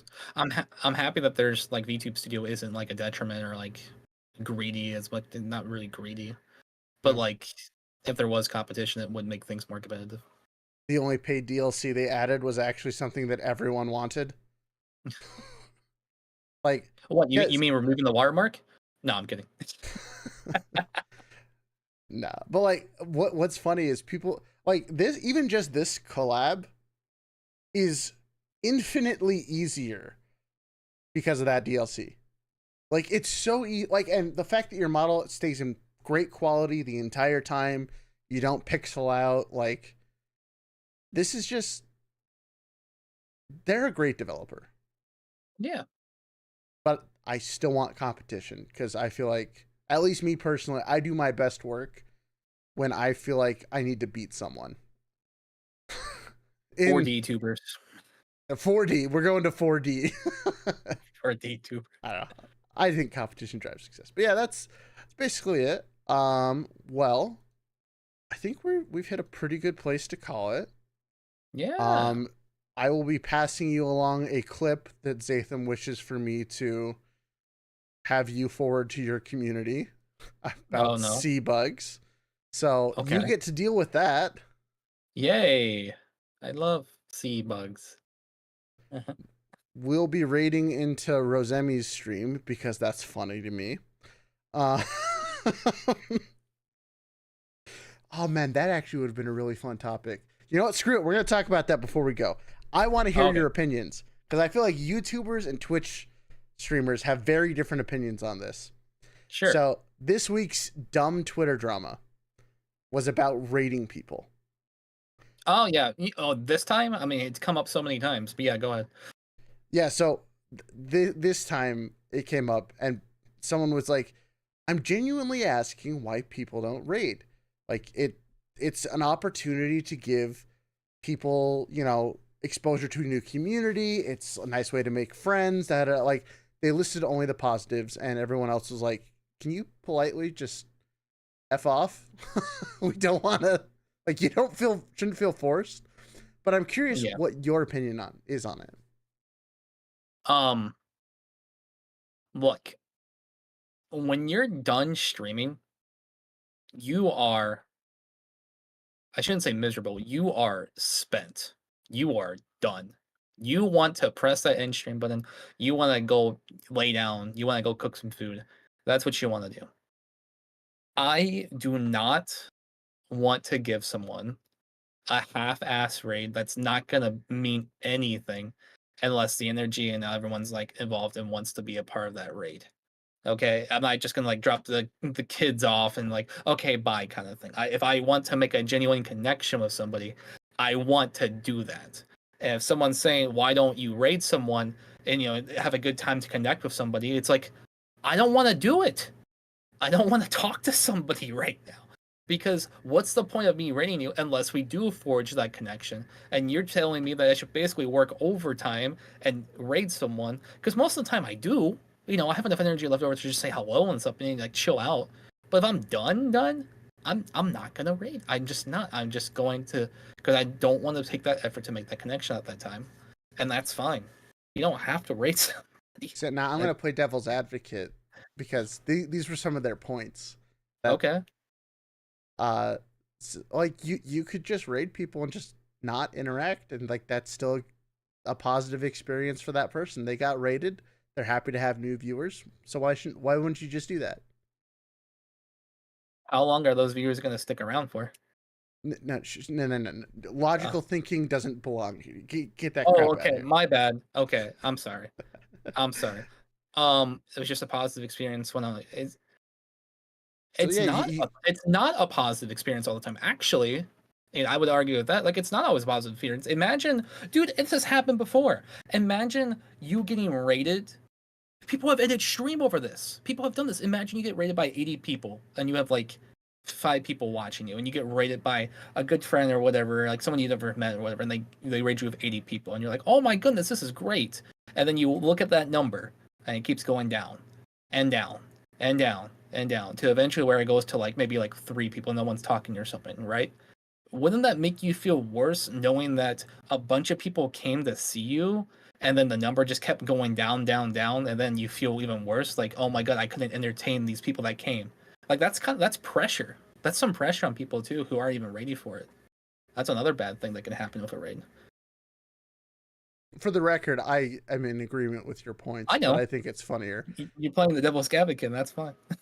But like it was so interesting to me because I ranted about this earlier this week. Mhm. But to me, rating is like a method of me saying hi to someone, and sometimes I just don't. I'm sorry, I just don't care to raid people unless I think. I mean, hell, we're raiding Rosemi of Niji-san. She doesn't give a crap whether or not I raid her. I just think it's funny. That's like 90% of my raids is like, who's the biggest streamer I can raid? Mhm. With our 20 people, baby, we're storming the gates. But like, I don't know, I have the perspective of I feel like raiding usually hurts you. Okay. Especially on YouTube. Because like unless you're raiding like a close friend and things like that, like where your communities are cross contaminate, but you wouldn't turn down a raid from a Niji member, would you? Uh, there are people from Niji I would not mind being raided by, but like for the most part, they're not gonna care about me at all. Like, why would they? That might be a fantastic stream, but none of them are coming back. Like, I'm not the Niji Sanji niche. I'm not that brand of entertainment. I'm just not. And like on YouTube, if you get a big amount of attention and you can't hold on to it, that hurts you over here. Mm-hmm. That is a warning sign to YouTube. I don't think people fully recognize that. All publicity is good publicity. Sometimes, yes. Like, it will be a net gain overall, but like there are a lot of bad things that come from like just rating people because you can. Especially if like you're huge and they're small. Like in the long term of things, I just think rating has next to no effect on like someone's growth or things like that. Like it might jumpstart someone who was already doing well, but like it just means that they did well slightly faster rather than, you know, natural growth. To me, it'd be like it'd be like the Niji Sanji stream I did. Like for the record, the most amount of viewers I've ever had is 776. Like that's a lot of people. Are they coming back after that stream? No. And that's kind of how raids work. I've met so many creators I follow now because of raids. Yeah, but how many of them do you actually watch? That's always my question. I follow hundreds of people. How many can you actually watch at one time? And I feel like raids just, I don't know, they just don't mean a whole lot in the end. Now, there's always exceptions to every rule, right? Like I'm totally okay with being wrong here. But like, I don't know, raids just aren't that important to me. Both giving them or receiving them. Like, it's nice, I guess. But like Nonpon mentioned here, you know, like you mentioned, sometimes it hurts if you get like a big raid and you just watch everyone leave you immediately. Because it's like, they're not here for you. They weren't here for you. They were here for the person they were watching. You know? Lurkers Unite. I'm still here. I appreciate I would that. say the good thing about being able to hyper focus on one game for too long, which I thankfully have that ability. That's my unfair advantage, I guess, because we didn't talk about that before, but that's okay. That's a whole nother conversation. But my unfair advantage is I can play a game for a long time and not get tired. I can do that. Not everyone can, and that's beneficial to me. When my philosophy, if I want to raid somebody, if they are streaming the same game I am, I'm like, these people who are watching me want to see this game. Maybe not even want to see me, they don't care maybe, but they want to see this game at least. At the very much, I can pass the buck and say, all right, we're going to raid this guy, say hello, see what he's doing, and that's okay. I feel like that method of raiding in the Twitch scope of what I am in right now is the most innocent and mindless thing because they were going to check it out anyway, probably, right? Yeah. But if it's out of pocket, if it's an out of pocket raid, it's not always the best, especially if you don't really know the person or you can't relate with them on the game they play. So really, like you said, it's just a way to say hello, like, hey friend, how you doing? Or hey dude, I haven't met you before. I see you're playing the game I'm playing.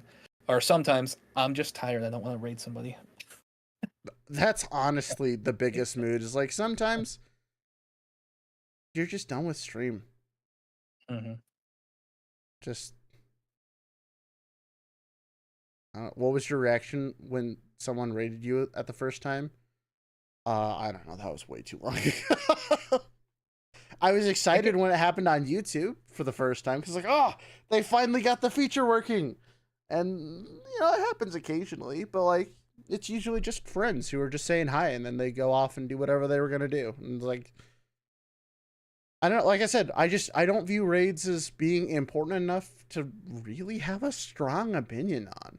Like, they're fun when you use them. They're there if you don't. Like, that it just doesn't matter to me. I will say, actually I can remember one time when I had like a pretty bigger raid or something. That was back when I played Phantasy Star. I was rated by a friend, and he at the time, I don't know, I was probably like at 10 viewers, and he rated me with like 40 or something. I don't remember at the time. Um, this was not healthy. Don't do this. But because I was rated and I can still like have that entertainment value of talking to people, I actually, again, I have an unfair advantage where I personally believe I can retain some raids and keep people's attention. I'm able to do that. Okay? Because I was able to do that, I streamed way longer than I should have streamed. Way longer.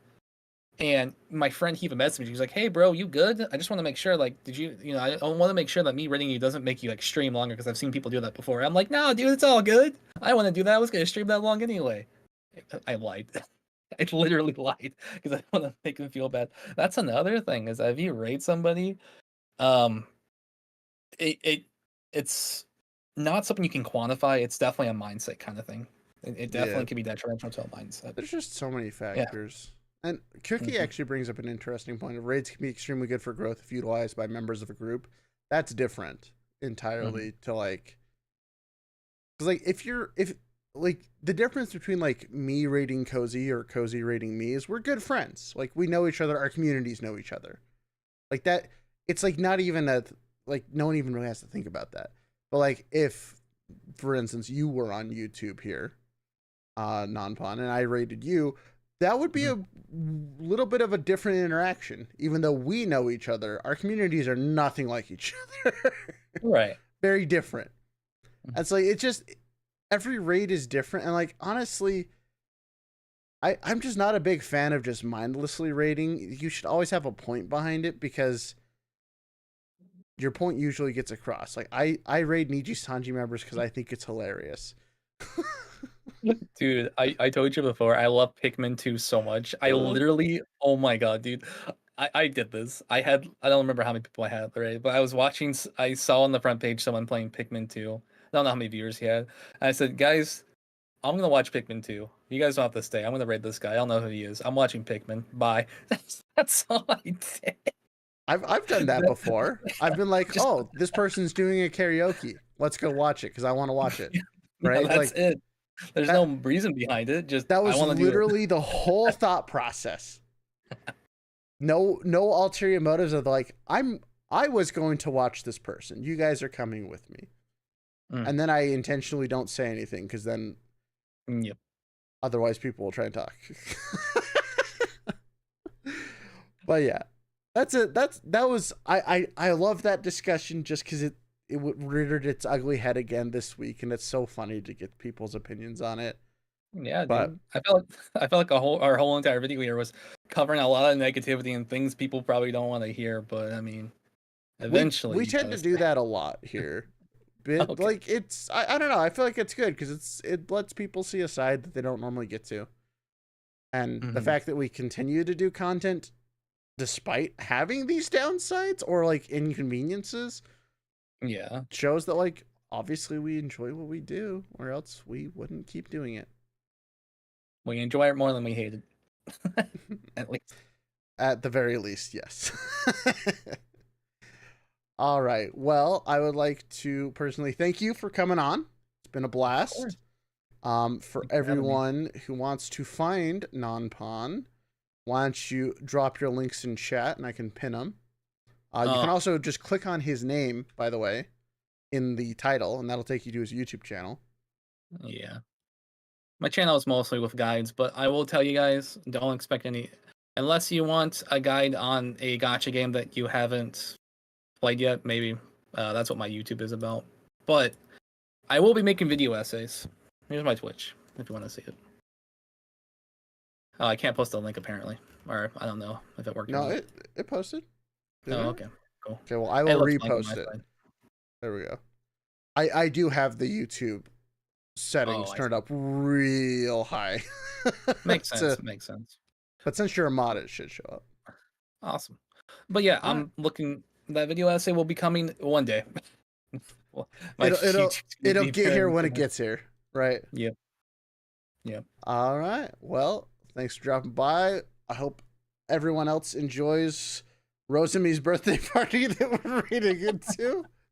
And okay, I love you.